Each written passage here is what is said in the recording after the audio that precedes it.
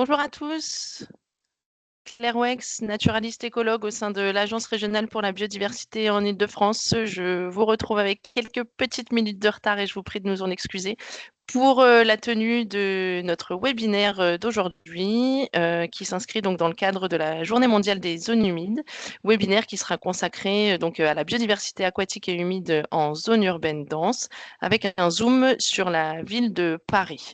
Donc je ne vais pas prendre plus de retard que ça, juste me permettre de vous passer une petite slide pour vous rappeler les consignes dans le cadre de ce webinaire. Donc vous avez la possibilité via l'onglet conversation de poser vos questions à nos intervenants, questions donc que vous formulez par écrit et dont je me ferai le relais sur une séquence en format table ronde à l'oral à la fin des interventions. Ce fil aussi conversation vous permet d'échanger entre vous participants du webinaire pour partager des ressources, des contacts et toute autre chose utile à faire avancer les discussions.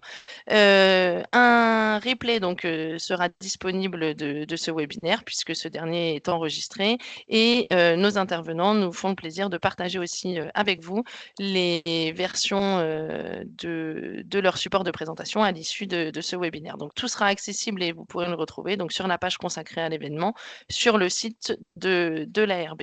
Après ces petites consignes, on peut rentrer dans le vif du programme de ces 2 heures que nous allons passer ensemble. Donc, on aura dans un premier temps une intervention de Félix Geoffroy, qui est chargé de recherche, et Cléa Blanchard, coordinatrice réseau et plaidoyer zone humide au sein de la SNPN, qui nous parleront donc du pôle relais Mar et de l'Observatoire des mares. Donc, ces 2 outils qui sont à disposition en Île-de-France. Viendra ensuite donc une intervention de Bertrand Sajaloli, qui est maître de conférence à l'Université d'Orléans, qui nous parlera des mares parisiennes, la géohistoire d'une nostalgie rurale. Enfin, donc, on parlera biodiversité aquatique de la trame bleue de la ville de Paris. Donc, présentation qui nous sera faite par Xavier Japiot, qui est chargé d'études faunistiques à la ville de Paris. Et nous conclurons ce webinaire avec un état des connaissances sur les moules d'eau douce en région parisienne. Présentation qui nous sera faite par Vincent Prier chez Spygen. Je cède de ce pas la parole donc à Félix et Cléa. Je vous prie encore de nous excuser pour le retard, mais tout passera dans le timing. N'ayez crainte. Donc, je vais inviter Félix et Cléa à allumer leur micro, leur caméra. Voilà, on vous voit, on vous entend. Prendre le temps de partager votre écran avec nous.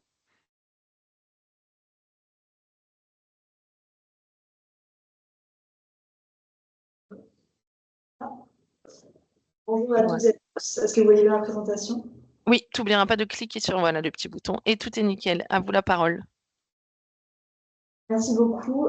Du coup, je suis Cléa Blanchard, chargée de coordination de réseau d'acteurs et de plaidoyer pour les zones humides à la SNPN, Société nationale de protection de la nature, et référente du pôle relais Mar et Vallée alluviale. Moi, c'est Félix Geoffroy, également à la SNPN, chargé de recherche en modélisation et écologie. Alors, je vais commencer la présentation par vous présenter ce que sont les pôles relais zones humides, qui font partie de l'écosystème du Centre de ressources milieux humides, qui est porté par l'OFB. Il existe 5 pôles relais zones humides avec différentes thématiques, notamment le Forum des marais atlantiques, Manche et mer du Nord, le pôle relais Tourbière, pôle relais zone humide tropicale et le pôle relais de la Méditerranée. Celui sur lequel on va se focuser aujourd'hui, c'est le pôle relais Mar et Vallée alluviale qui est coporté par la SNPN, Société nationale de protection de la nature, et l'ANEB, c'est l'Association nationale des élus de bassin.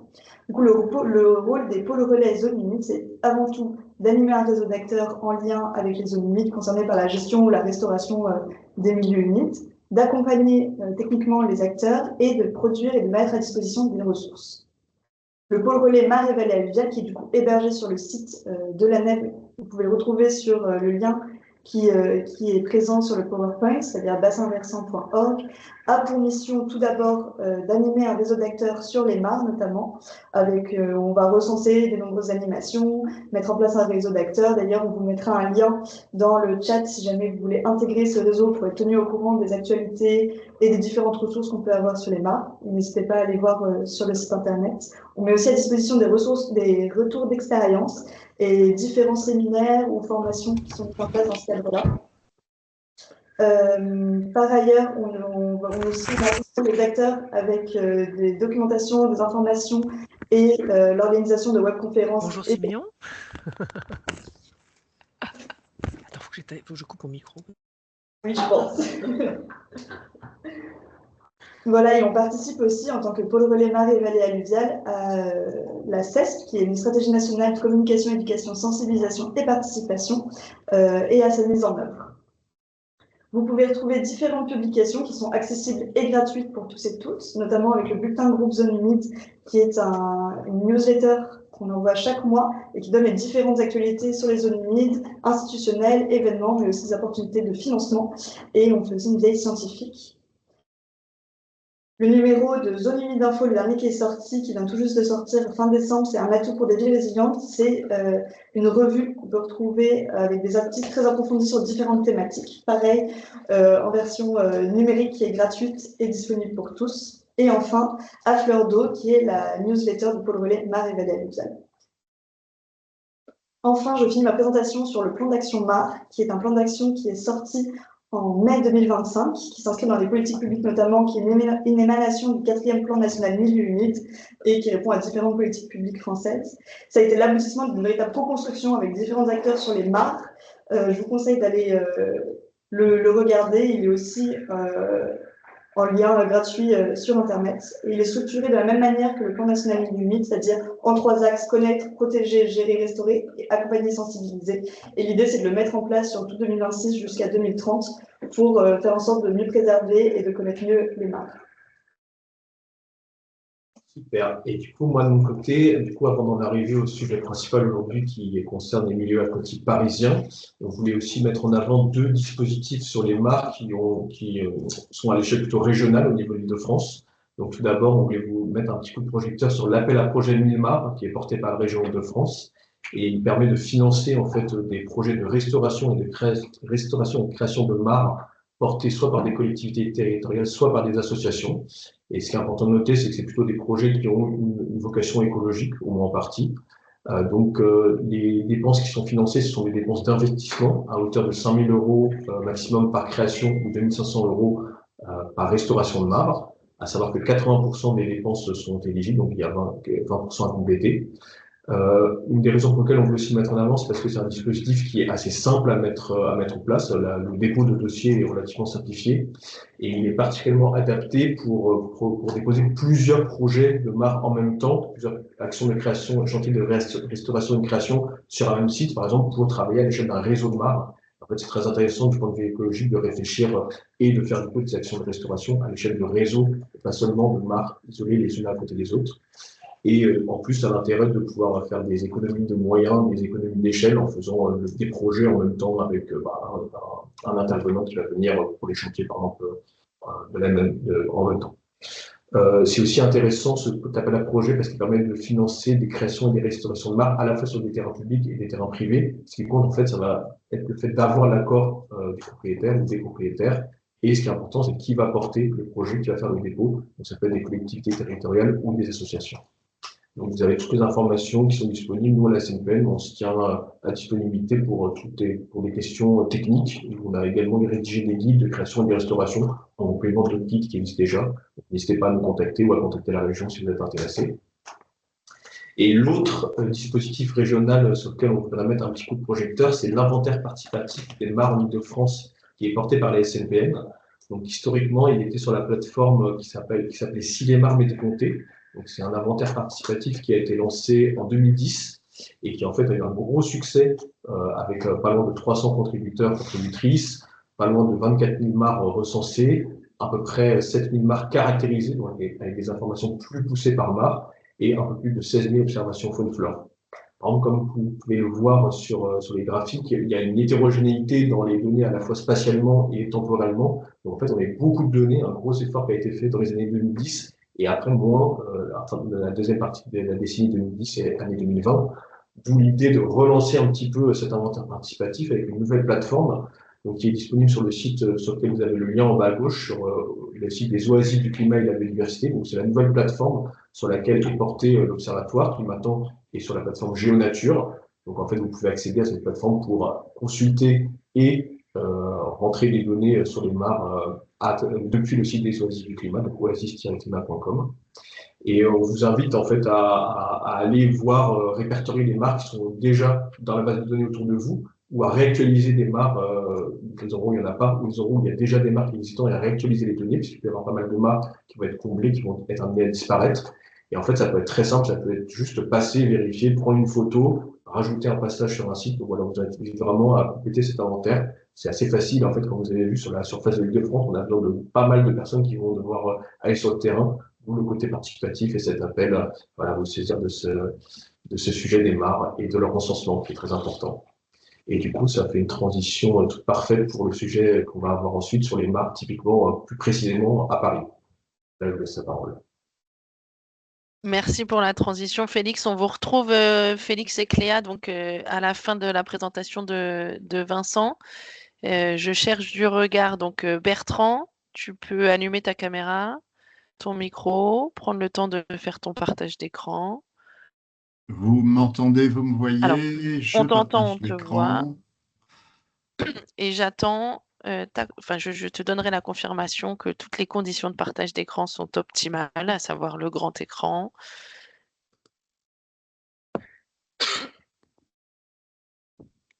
Alors, je ne sais plus où je suis.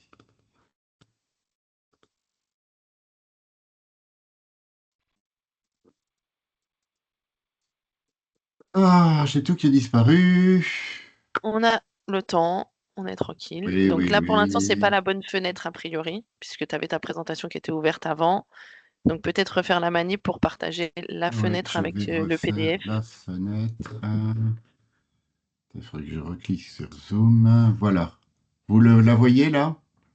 Alors non, là, enfin, à moins que ce soit chez moi qui y ait un problème, mais non, là, tu as partagé la fenêtre d'écran où on se voit nous.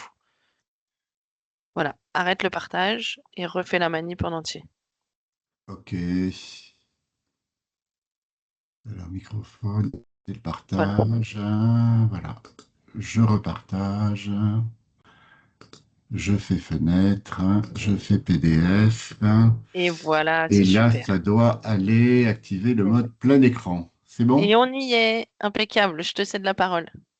Parfait. Bonjour à toutes et à tous. Donc, je suis Bertrand Sajaloli, maître de conférence émérite à l'Université d'Orléans et membre du groupe d'histoire des zones humides. Et la communication que je vous présentais a été faite avec Frédéric Alexandre, de professeur émérite à Paris 13, Fabien Roussel, qui est maître de conf à Paris 13 et qui n'est plus à l'Université d'Artois, et Étienne Grésillon, qui est maître de conférence à l'Université de Paris-Cité. Et nous, j'ai en partie repris une communication que nous avons faite lors du colloque de Laon, organisé par Rémi Leglia, le président de la SNPN, et Jérôme Canivet, qui est le directeur de l'ADRE, à l'occasion d'un colloque qui s'intitulait, enfin qui essayait d'examiner les mares plutôt sous un angle du patrimoine historique et patrimoine culturel. D'où le titre un petit peu alambiqué de la libellule au poisson rouge, comment la mare est devenue un objet urbain, le cas de l'agglomération parisienne. Alors, le premier point, c'est que la mare était un milieu qui était totalement absent à Paris avant les années 1990. La mare était très liée au monde rural et était perçue davantage au point de vue des usages fonctionnels qu'elle remplissait, élevage, avoir, accès à l'eau, nettoiement des animaux, etc. Il y a aussi un imaginaire assez tourmenté autour des mares, comme dans l'ensemble des zones humides, avec mort, décomposition, et en particulier dans les années 50, cet imaginaire tourmenté a largement fait que les mares ont disparu, enfin pas disparu, mais en tout cas ont bien été réduites dans l'espace rural, hein. Juste un chiffre, la moitié des mares, hein, ont disparu entre 1950 et 1990. Alors aujourd'hui, on a un retournement puisque les mares sont devenues un objet phare, hein, des politiques publiques et qu'elle constitue même, peut-être même davantage ou autant que l'arbre, le rucher, la prairie fleurie, un totem de la transition écologique urbaine et qu'elle est devenue un emblème du point de vue de la pédagogie et de la biodiversité. Et donc cette communication s'interroge un petit peu sur ce retournement de situation et une des hypothèses est que dans son étonnante modestie spatiale, l'engouement est peut-être lié à une espèce de nostalgie, d'où le titre qui n'est pas exactement celui-là, mais qui était donné dans la présentation, dont une espèce de nostalgie rurale qu'auraient les urbains. Alors, cette nostalgie et la présence des mares dans Paris intramuros et dans l'espace francilien, dans l'espace du Grand Paris, n'a été possible qu'en les créant, en les reconstruisant, hein, d'où le terme de néomare hein, que j'utiliserai de temps en temps. Et la deuxième question qui se pose, c'est que finalement, est-ce que c'est si simple que ça de gérer, de mettre en avant et d'avoir des mares qui présentent une biodiversité importante en plein milieu urbain et avec des gestionnaires qui sont soit des fonctionnaires de la ville, soit des fonctionnaires associatifs ou des fonctionnaires privés. Un des paradoxes aussi, c'est que la visée très pédagogique des mares dans les squares, dans les jardins, dans les parcs, etc., est aussi liée au fait que ces mares sont souvent entourées de barrières doubles, triples ou quadruples qui finalement empêchent non seulement d'y accéder, mais aussi empêchent le regard. Alors, je passe très rapidement sur l'approche méthodologique, hein. Nous avons tous les quatre visité des centaines de mares à l'intérieur de Paris et à côté, et fait des observations paysagères et floristiques, et nous avons également eu des entretiens semi-directifs avec quelques gestionnaires pour le faire. Une carte assez rapide sur les mares étudiées. Dans Paris, il y en a un petit peu davantage, mais c'est surtout dans le Val d'Oise hein, où nous nous sommes intéressés dans l'espace périurbain. Alors, un plan en deux temps, la mare comme œil du territoire, hein, et ensuite un petit peu les ambiguïtés de la gestion de ces mares. Alors, le premier point, la mare œil du territoire, hein, c'est de dire que si on est très exact, la première mare, enfin celle dont en tout cas nous avons trouvé les origines, qui a été créée en plein Paris, a été créée en 1932 par Pierre Alorge, qui était professeur de botanique au Muséum, et elle est bien évidemment dans le jardin sauvage du Jardin des Plantes, qui est un jardin écologique qui a été fermé au public entre 82 et 2004 et qui n'est aujourd'hui accessible qu'en visite guidée. Alors par contre, dès les années 90, il va y avoir, c'est là où on peut dater ce renouveau de l'intérêt pour les mares. Et il y a dans le Grand Paris, hein, dans la période 2018-2024, hein, et je m'appuie bien évidemment sur l'inventaire qui a été réalisé sur la CNPN, hein, plus de 500 pièces d'eau sur ces territoires, dont 182 bassins végétalisés, mares et nous, hein, et on a là les résultats de l'AU de la ville de Paris en 2023. Et une des mares les plus représentatives, hein, et sans doute une des plus belles d'ailleurs de l'espace parisien, c'est celle du jardin naturel Emmanuel, hein, qui jouxte hein, la partie sud du Père Lachaise et qui est également une des rares mares hein, qui est encore facilement accessible. Alors, il y a une certaine géographie dans ces mares, hein, enfin, dans la répartition du réseau de mares. Les néomares sont plus nombreuses dans les arrondissements de l'Est parisien, où la restructuration des quartiers populaires a été plus récente et il y a eu l'aménagement de nouveaux squares, de nouveaux espaces verts qui ont été des lieux d'accueil de ces mares. Alors que les arrondissements du centre hein, et dans les quartiers aisés de l'Ouest, hein, les espaces verts sont plus anciens et ce sont plutôt une végétalisation des bassins minéralisés qui domine. Alors, vous avez un exemple là, de cette revégétalisation des bassins dans le jardin Émile Gallet qui est dans le 20e. Et il y en a un autre qui est dans un décor monumental qui est la mare du Petit Palais, qui entre quand on va voir les expositions. Alors, les mares sont un outil, il y a une dimension paysagère et esthétique qui est extrêmement importante, comme la mare qui est présente dans le square Capitan dans le 5e arrondissement. Elles sont également très liées aussi, c'est un élément central des nouveaux quartiers qui peuvent être, on est ici près de la porte de Clichy, dans ce grand jardin à proximité du nouveau palais de justice parisien. Et c'est également un élément qui est incorporé à la trame verte et bleue de Paris. Et on voit là la mare ornithologique du Bois de Vincennes dans le 12e arrondissement. Alors, ces mares posent quand même un certain nombre de problèmes.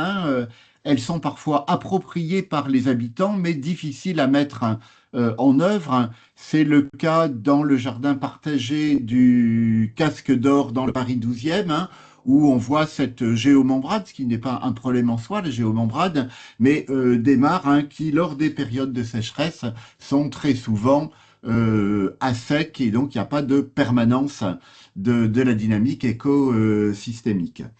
Ce dont je vous parlais tout à l'heure aussi, il y a une espèce de paradoxe entre la volonté de mettre en avant la mare, mais également de la mettre sous cloche et de l'entourer de différents barbelés, notamment quand la mare jouxte des bassins d'enfants, alors que ces mares sont très peu profondes, elles font toutes moins d'1 mètre, et que le risque de noyade est quand même assez modéré. Celui de se salir est peut-être plus important et effraie les parents.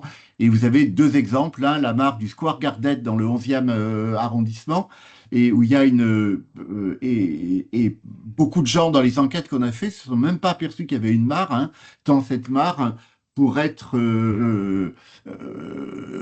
ne pas effrayer les parents et les enfants, est devenue totalement inaccessible. Et vous avez à peu près le même dispositif qui est mis en place dans le square de la Roquette, également dans le 11e arrondissement. Alors, ces mares, assez étrangement, sont devenus également des lieux d'expériences collectives alternatives. Et il y a un grand nombre, pas un grand nombre, mais les jardins partagés sont assez nombreux, notamment dans le 20e, 19e, 11e, 12e arrondissement. Et la plupart de ces jardins partagés contiennent des mares, comme par exemple la serre aux légumes dans le 19e arrondissement, ou la mare sauvage de Terre Écologie Populaire de Ménilmontant. Vous savez, c'est l'ancienne friche urbaine qui a été convertie en lieu d'expérimentation sociale qui est face au Père-Lachaise. Mais là aussi, l'expérience est assez ambiguë, car malgré l'accès limité au jardin, la mare c'est le cas de la serre aux légumes, la mare est comme cadenassée par de hautes barrières et envahie par les élophytes. On ressent cette espèce de paradoxe, à la fois cet engouement pour la mare, mais la difficulté de la rendre accessible. Alors, si on quitte Paris intramuros et qu'on se dirige vers les espaces périurbains, on voit que dans l'urbain champêtre, la mare est un outil du marketing territorial, et c'est l'exemple du PNR du vaccin français. Et je vous ai mis deux diapositives, la mare au canard du village d'Aravilliers dans le Val d'Oise, et celle à l'entrée du village d'Hérouville. Et il y a une véritable communication, pour le coup, une réelle nostalgie du milieu rural qui sert de marketing pour promouvoir l'espace. Et par rapport à ça, hors des sentiers battus, non patrimonialisés, non mis en valeur, il y a beaucoup de mares saisonnières fluctuantes, non aménagées, et d'ailleurs dont les inventaires sont encore largement en retrait à faire. La mare est en tout cas toujours le révélateur du contexte socio-économique dans lequel elle s'inscrit. Alors vous avez par exemple, c'est une caricature, hein, mais la mare sur le golfe de Saint-Ouen-l'Aumône dans le Val d'Oise et aussi la mare au cœur de la ZAC de l'étang Saint-Ouen de l'Aumône. Donc vous voyez, c'est vraiment un objet qui est lié à des politiques territoriales.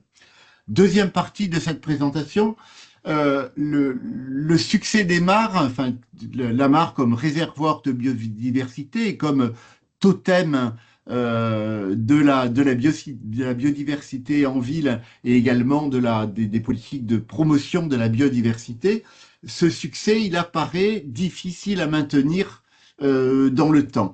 C'est par exemple le cas d'une des mares les plus intéressantes, qui est celle du jardin naturel Pierre-Emmanuel, hein, dont je vous parlais tout à l'heure, qui jouxte le, le Père-Lachaise.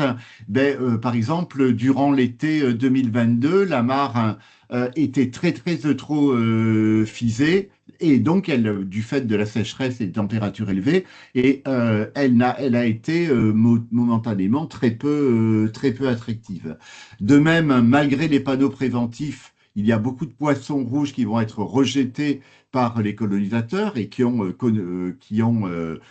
animent maintenant ces autrudes. Et il y avait également, c'est le petit carton que j'ai mis sur la droite, c'est le cas de la mare disparue du jardin Luc Hoffmann dans le 19e arrondissement, qui est au centre d'une cité populaire et qui a dû être comblée pour des raisons qui relèvent tant de la sécurité que de la difficulté de gestion. En tout cas, la mare fait toujours l'élément d'une mise en scène, hein. C'est le petit croquis qu'a réalisé Fabien dans la mare ornithologique du bois de Vincennes. Et avec là, quand même, dans cette mise en scène, hein, on voit qu'il y a une espèce d'opposition entre des plantes qui sont plutôt des plantes liées vernaculaires, qui sont liées au ripisylve, hein, comme la vergerette, et avec un combat, hein, par rapport avec une plante qui est protégée, hein, la grande douve, Raniculus lingua. Donc vous voyez une volonté des problèmes de gestion, hein, entre une biodiversité ordinaire et une biodiversité qui est un petit peu extraordinaire. Alors, c'est marre pour beaucoup, et vous avez là, c'est une photo qui est prise, hein, à proximité immédiate des Grands Moulins et du jardin, je ne sais pas d'ailleurs s'il a changé de nom, hein, le jardin de l'abbé Pierre. Vous avez un apport d'eau depuis des citernes, des systèmes d'isolation du sol, c'est-à-dire c'est des mares qui sont quand même très très dépendantes de la gestion hydraulique et donc d'une artificialisation de ces milieux. Et là, il y a une espèce de double paradoxe, hein. On promeut la biodiversité, la nostalgie rurale, les milieux naturels, etc. Et en fait, ces mares sont totalement sous contrôle anthropique. Et comme elles sont sous contrôle anthropique, hein, elles sont difficiles très souvent à valoriser. Hein, d'où les marques d'eutrophisation, multiplication des plantes envahissantes, la création de cultures et l'introduction de poissons rouges quand ce n'est pas des tortues de Floride qui va être à l'intérieur. Et parfois des problèmes de perception. C'est une des enquêtes qu'on avait conduites dans le bois de Vincennes, hein. Alors les têtards passent avant les chiens maintenant. Enfin, vous voyez, il y a aussi une compétition, hein, dans les usagers autour de ça. Alors, cette difficulté de l'entretien des mares, elle a été confirmée par les différents entretiens qu'on a pu conduire auprès des gestionnaires des milieux, notamment auprès de ceux du jardin des Grands Moulins, qui a été ouvert en 2019. Hein. Ils ont des ennuis. Le fond de la mare a dû être changé 3 fois depuis 2009 parce qu'ils fuyaient. Ils évoquent également la nécessité de faucarder chaque année pour limiter la propagation des roseaux et des herbacées, mais aussi la tension qu'ils ont avec les gestionnaires des milieux, et notamment l'Agence d'écologie urbaine, qui ne souhaiterait que ça ne soit fait qu'au mois d'octobre pour ne pas gêner les pontes et les naissantes des autres espèces.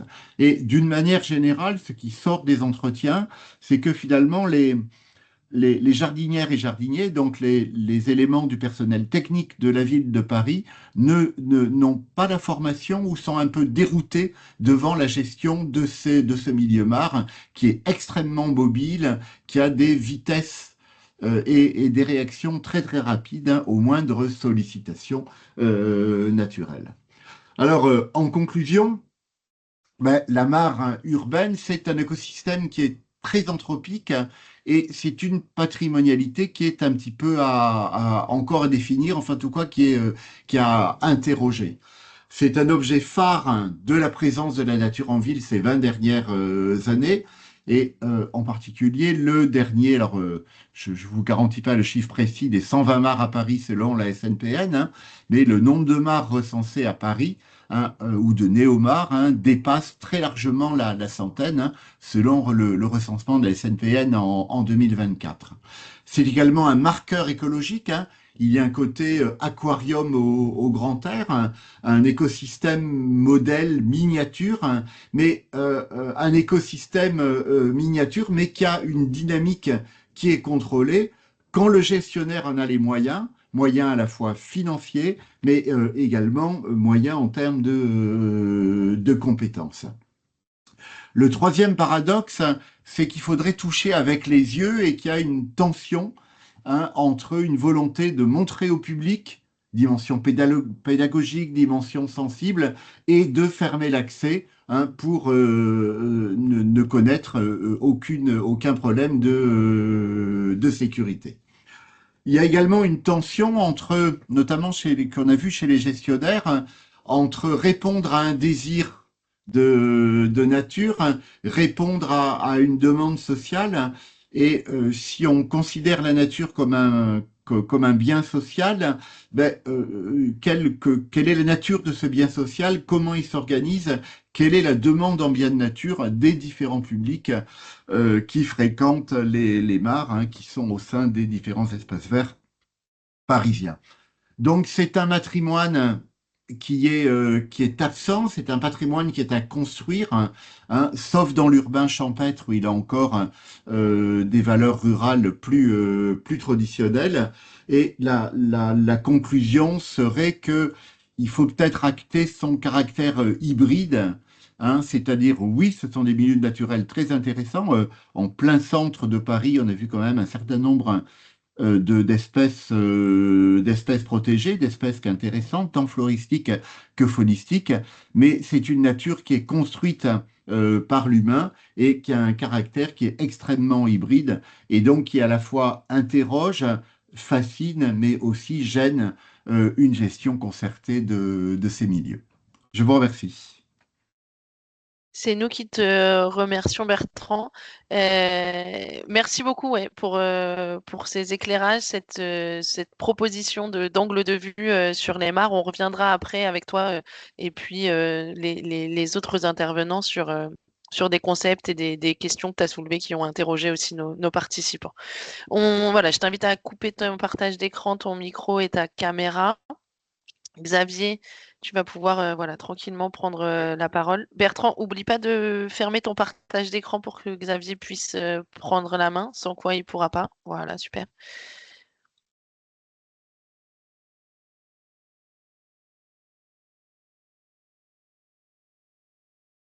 Devrait s'afficher.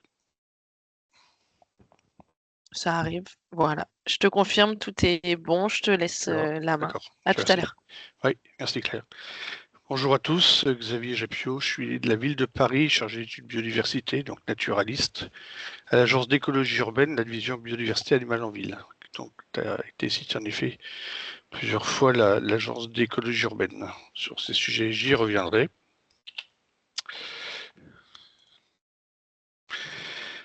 Toujours la même chose, ce qui est toujours intéressant pour créer un territoire, sa biodiversité, la trame bleue sur laquelle je reviendrai, puisque c'est le sujet du jour, c'est d'avoir quand même des outils déjà la cartographie, donc vous verrez en effet que je ferai apparaître certaines cartes sur ces sujets-là, mais également des données en termes de données faunistiques, floristiques et fongiques, c'est-à-dire lichens et champignons.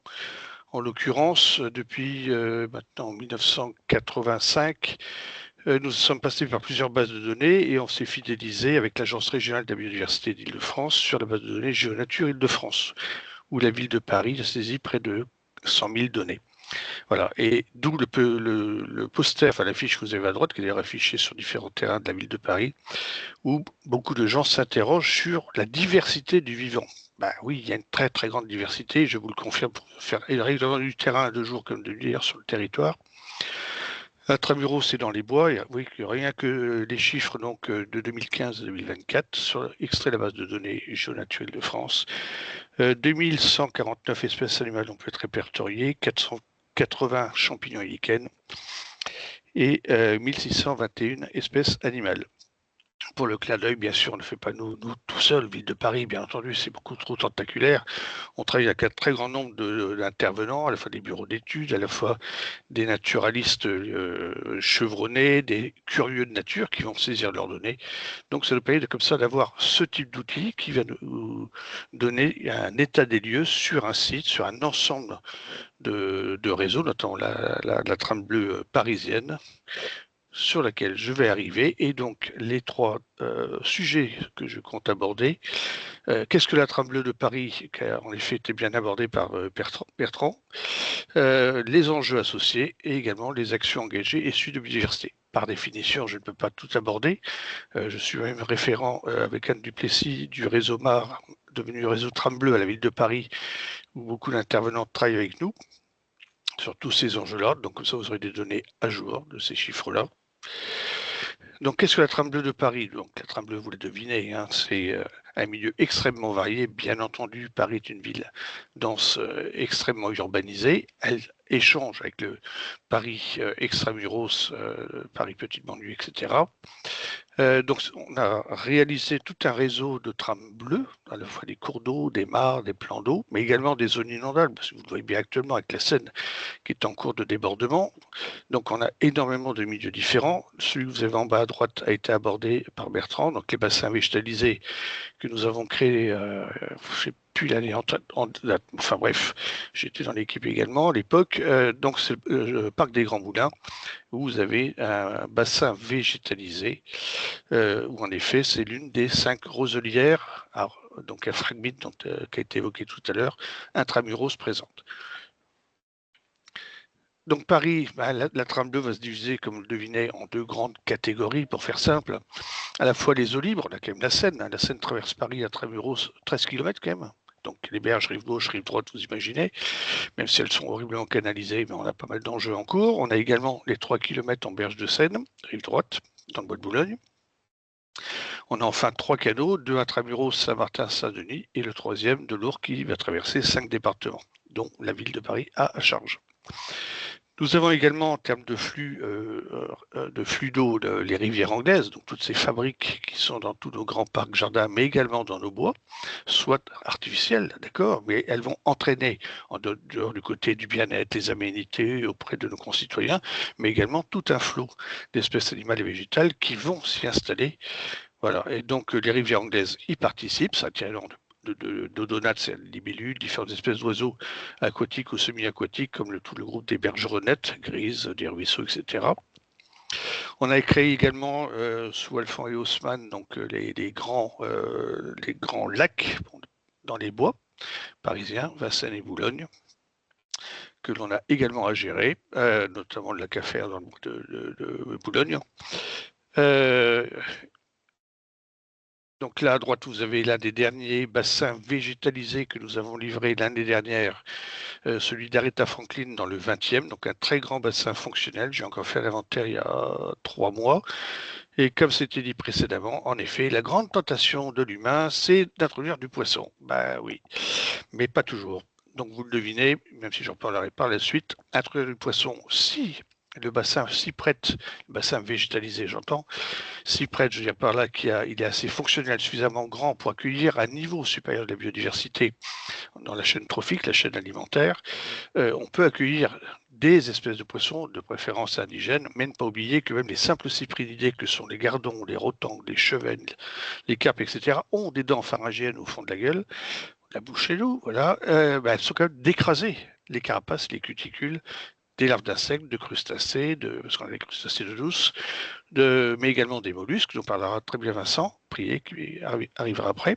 Voilà, donc on a une très grande diversité. Donc comme vous voyez, la tentation, c'est d'y mettre du poisson rouge. C'est toujours cet inconvénient. Donc là, grâce à Valentin Massé, qui est notre cartographe à l'Agence d'écologie urbaine, notre division, on tient à jour avec différents partenaires, notamment le d'exploitation des jardins, C'est du paysage et de l'aménagement. Les implantations de nos mares et bassins végétalisés, vous voyez, sur l'ensemble du territoire de Paris, et encore, vous avez la chance, vous avez échappé aux 6 cimetières extramuros de Paris, parce qu'on ne peut pas tout traiter non plus. Donc, vous voyez qu'il y en a en effet beaucoup dans les bois de Vincennes et Boulogne. Beaucoup, comme c'était dit précédemment, dans l'Est parisien, 11e, 18, 19, 20e, où en effet, l'opportunité était beaucoup plus grande pour les installer. Il a été abordé juste avant le jardin que l'on a créé, le jardin Saint-Vincent que l'on a créé en 1985 sur le flanc nord de la butte Montmartre, où en effet on a beaucoup d'espèces en jeu, dont le crapaud accoucheur. J'en parlerai également. Et on a créé en 96, comme c'était dit, le jardin naturel qui a changé de nom, jardin Pierre-Emmanuel, voilà, qui est un jardin à caractère naturel avec 5 écosystèmes qui ont été créés avec l'Office de génie écologique, Jean-François Voisin, etc. Et nous également à la conception et au suivi. Donc tout ça est régulièrement mis à jour et ces données sont partagées avec la SNPN qui est intervenue au tout début. Donc pour nous, notre objectif, notamment, développer ce maillage de la trame bleue, donc des mares et bassins végétalisés. Juste pour la différence, parce que je t'amusais quand même à la rechercher, une mare, en règle générale, même artificielle, elle a plutôt un rôle écologique, c'était vraiment d'introduire, de faire venir naturellement des espèces animales végétales, et c'est un milieu pas forcément très profond, surtout en milieu urbain. Voilà, plutôt donc à vocation écologique. Alors qu'un bassin végétalisé est souvent conçu comme un bassin plutôt d'agrément, quelque chose de visuel qui rend du bien-être, mais par extension, bien entendu, il va attirer à lui toute une biodiversité qui va pouvoir s'y placer. Donc actuellement, là vous avez les chiffres à jour, puisqu'on les abordait juste avant, ils sont à jour jusqu'à aujourd'hui. Donc des mares, nous en suivons actuellement sur le territoire de Paris, essai de bois 89, bassin végétalisé 97. Ce sont ces pièces d'eau finalement, c'est sur l'ensemble du territoire parisien, c'est pas seulement dans nos 626 parcs, jardins et squares de la ville de Paris, c'est également ceux du Jardin des Plantes qui ont été abordés dans le jardin écologique notamment, ce sont ceux du Sénat, donc le parc du Luxembourg, les jardins familiaux, jardins privés, etc. Bien sûr, ce n'est pas exhaustif, on peut toujours découvrir de nouvelles zones humides, de bassins ou autres, et ça sera à nous de les tenir à jour. Ils sont systématiquement qualifiés, ça nous prend en effet beaucoup de temps, et toutes ces données sont en effet partagées.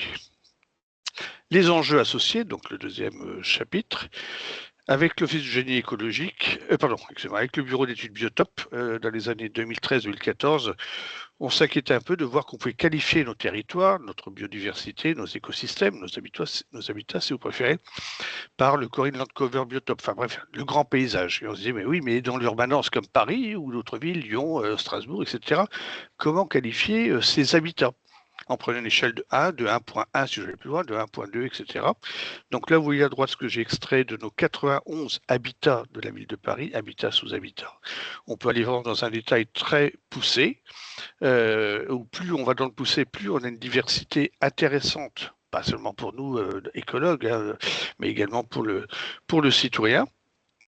Donc plus on va dans le détail, vous voyez les eaux courantes très taille végétation, les eaux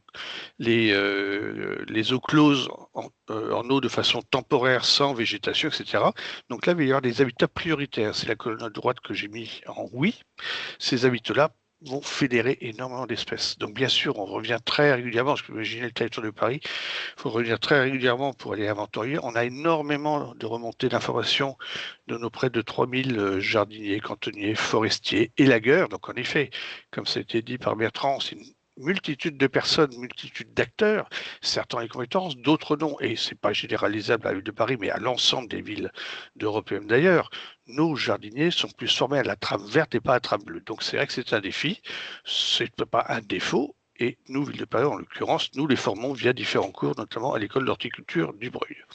Voilà, là vous avez la dernière livraison qu'on a cette fois-ci côté eau libre, donc la plaine de Mortemart qui a été mise en place dans le sud-est du bois de Vincennes sur d'anciens terrains liés à la direction de jeunesse et sport. Donc vous voyez qu'on les a totalement viabilisés. On y a fait un inventaire éclair avec une quinzaine de naturalistes assez chevronnés, voilà, aussi bien des gens de l'Agence régionale de la biodiversité, etc., enfin des gens de tout domaine, donc fonge, faune, etc., pour se faire une idée également de un an après, qu'est-ce que ça pouvait nous apporter, puisqu'il y a à la fois des zones closes, des zones libres, des zones en prairie, des zones en friche, etc., donc un milieu assez varié.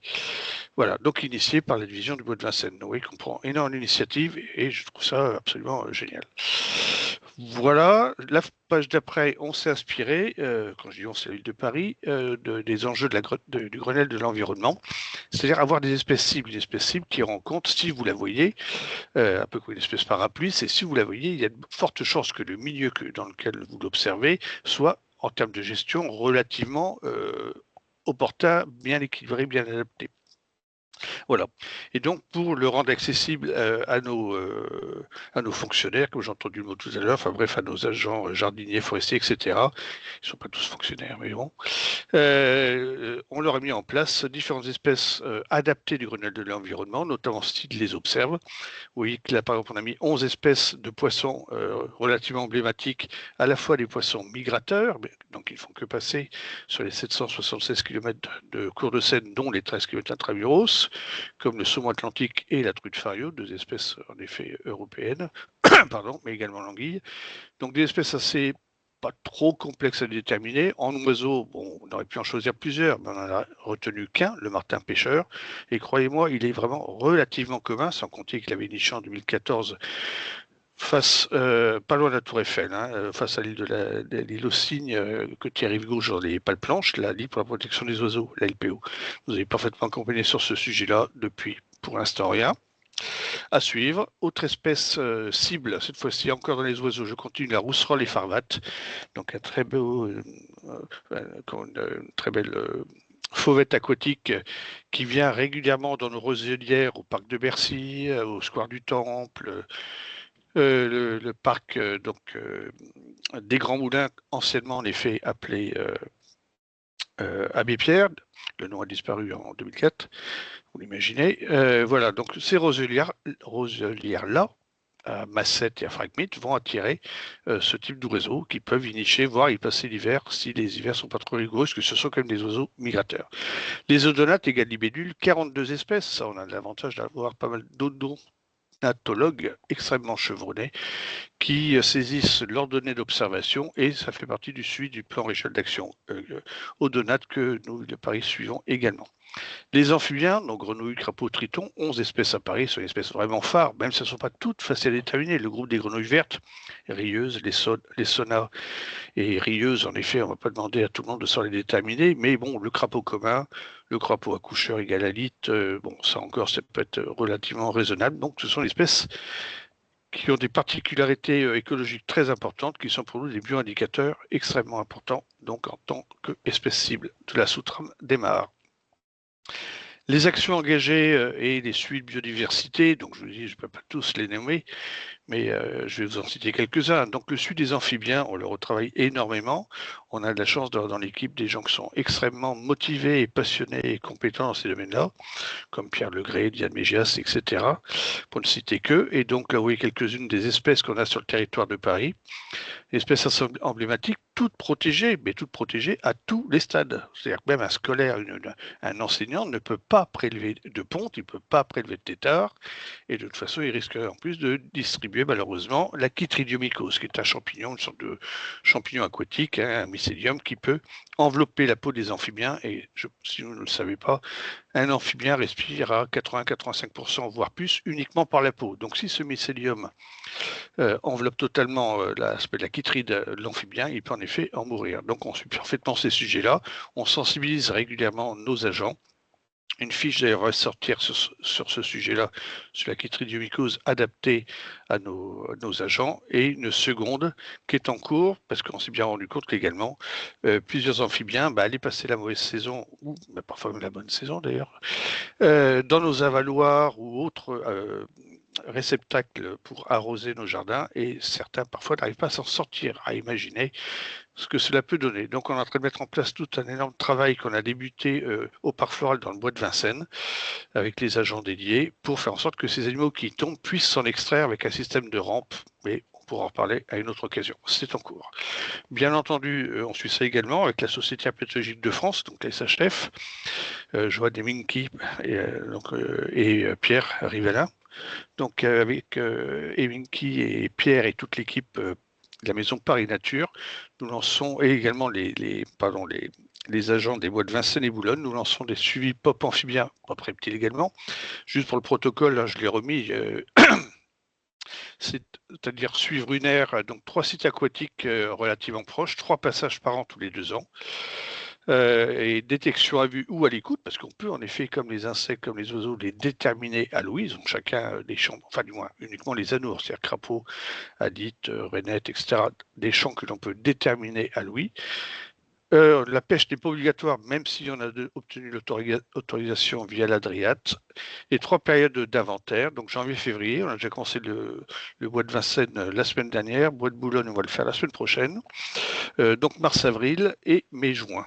Voilà les 3 emplacements dans chacun des 2 bois, Boulogne en haut à gauche et Vincennes, mais sans entrer dans le détail pour montrer qu'on est au taquet, parce qu'en effet, c'est une espèce vraiment emblématique. On a souvent, via les sciences participatives, notamment de jeux de nature, des informations comme quoi on repère des sites où il y a parfois des lieux d'écrasement, de collision avec des amphibiens. On essaye de résorber dans l'ensemble, je pense qu'on se débrouille pas trop mal, parce qu'on a beaucoup d'enjeux, on n'est pas nombreux, vous l'imaginez. Quelques espèces emblématiques, quand même, pour les montrer. Les mollusques, on a quand même un grand nombre d'espèces sur le territoire parisien. En plus, c'est un groupe auquel, malheureusement, hors de Vincent, qui en parlera après, Vincent Priet, peu de gens s'y intéressent, alors que c'est un groupe absolument fabuleux. On a des espèces de coquillages, pour faire simple, donc de mollusques d'eau douce. Là, vous avez la planorbe corneille, qui est un animal aussi qui est un animal pulmoné, c'est-à-dire qui va remonter assez régulièrement pour prendre des réserves d'air et descendre. C'est un animal qui fait dans les 2 cm, 2 cm 5, comme la limnée à droite qui est un peu plus grande. Et donc ces animaux-là, de les voir également, ça participe à la bonne santé. Enfin, c'est un bon bio-indicateur de bonne santé du milieu. Un milieu trop eutrophisé, vous avez du mal à les observer. Donc c'est ce type d'animaux qui nous intéresse particulièrement, mais on est capable également de déterminer les micro-mollusques qui font de l'ordre de millimètres à 2 millimètres. Autre espèce assez emblématique des milieux, la trame bleue parisienne, cette fois-ci pas aquatique, mais semi-aquatique. C'est le groupe des ambrettes ou sucinées. Là, vous avez un adulte que je prends en photo et un plus jeune sur la gauche. Ambrette, vous le devinez, on devine le côté ambré, donc on devine pratiquement les viscères à l'intérieur de l'animal. Ce sont des animaux assez extraordinaires qui sont sur les zélophytes. Le mot est employé tout à l'heure, c'est-à-dire des plantes qui vont passer le système racinaire et aérien, floraison, fructification en partie aérienne, et pas des hydrophytes, c'est-à-dire la partie est submergée à haute saison, et au printemps, les nénuphars, les myriophytes, les vallisnéries vont émerger pour donner fleurs, pollinisation et fruits. Donc ces sucinaires, regardez, elles font 1 cm à tout casser, et vous les trouvez sur ces iris, les épilobes, etc. Donc c'est des espèces vraiment assez extraordinaires à observer. Et à droite, vous avez aussi parmi les espèces qui ont été introduites, notamment la corbicule asiatique, a été introduite dans les années 80 aux fins alimentaires. Elle fait 2 cm, 2 cm 5. Originaire de Chine, moi j'ai pu observer dans les rizières, donc c'est un animal qui est maintenant absolument partout.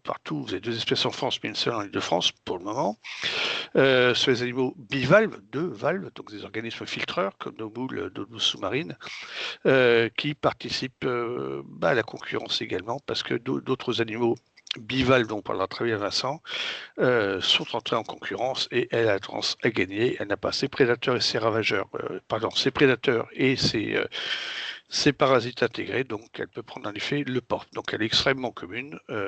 Voilà. Autre coquillage introduit, donc elle fait 2 à 4 cm, c'est la dressène russe, à l'origine des bassins ponto-caspiens aussi, je pense correctement.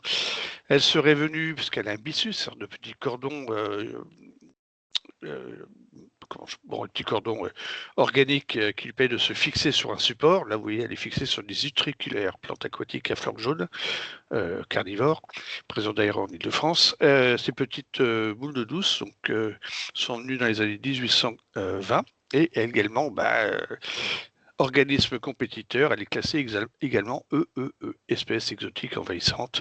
Et à droite, vous avez un de mes collègues malheureusement décédé, forestier Henri Drouard, qui avait récupéré ce vélib dans une des rivières anglaises du bois de Vincennes. Et vous voyez la concrétion, on parle de concrétion dans ces cas-là, de ces animaux-là qui, par leur byssus, vont se fixer sur tous les points intéressants. Ça forme un récif artificiel, c'est le même principe.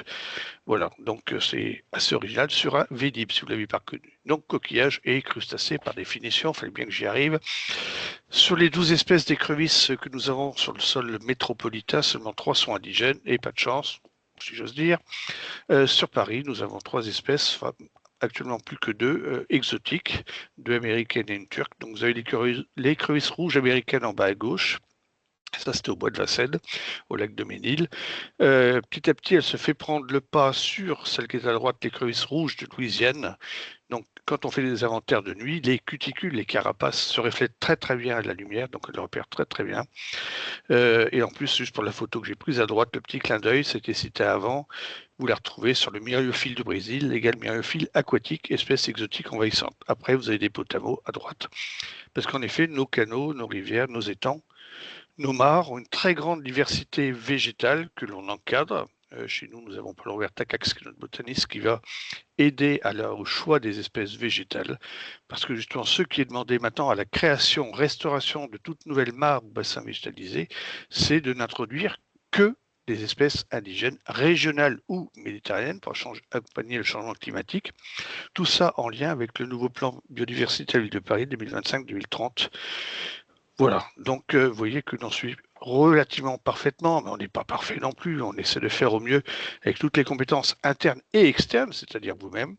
Voilà d'autres crustacés qui sont indigènes. Vous avez dans les eaux courantes à droite, en préaccouplement, le gamard, une petite crevette d'eau douce à corps comprimé qui fait 1 cm, 1 cm 2, qui maintient un mâle qui maintient sa femelle avant de pouvoir s'accoupler.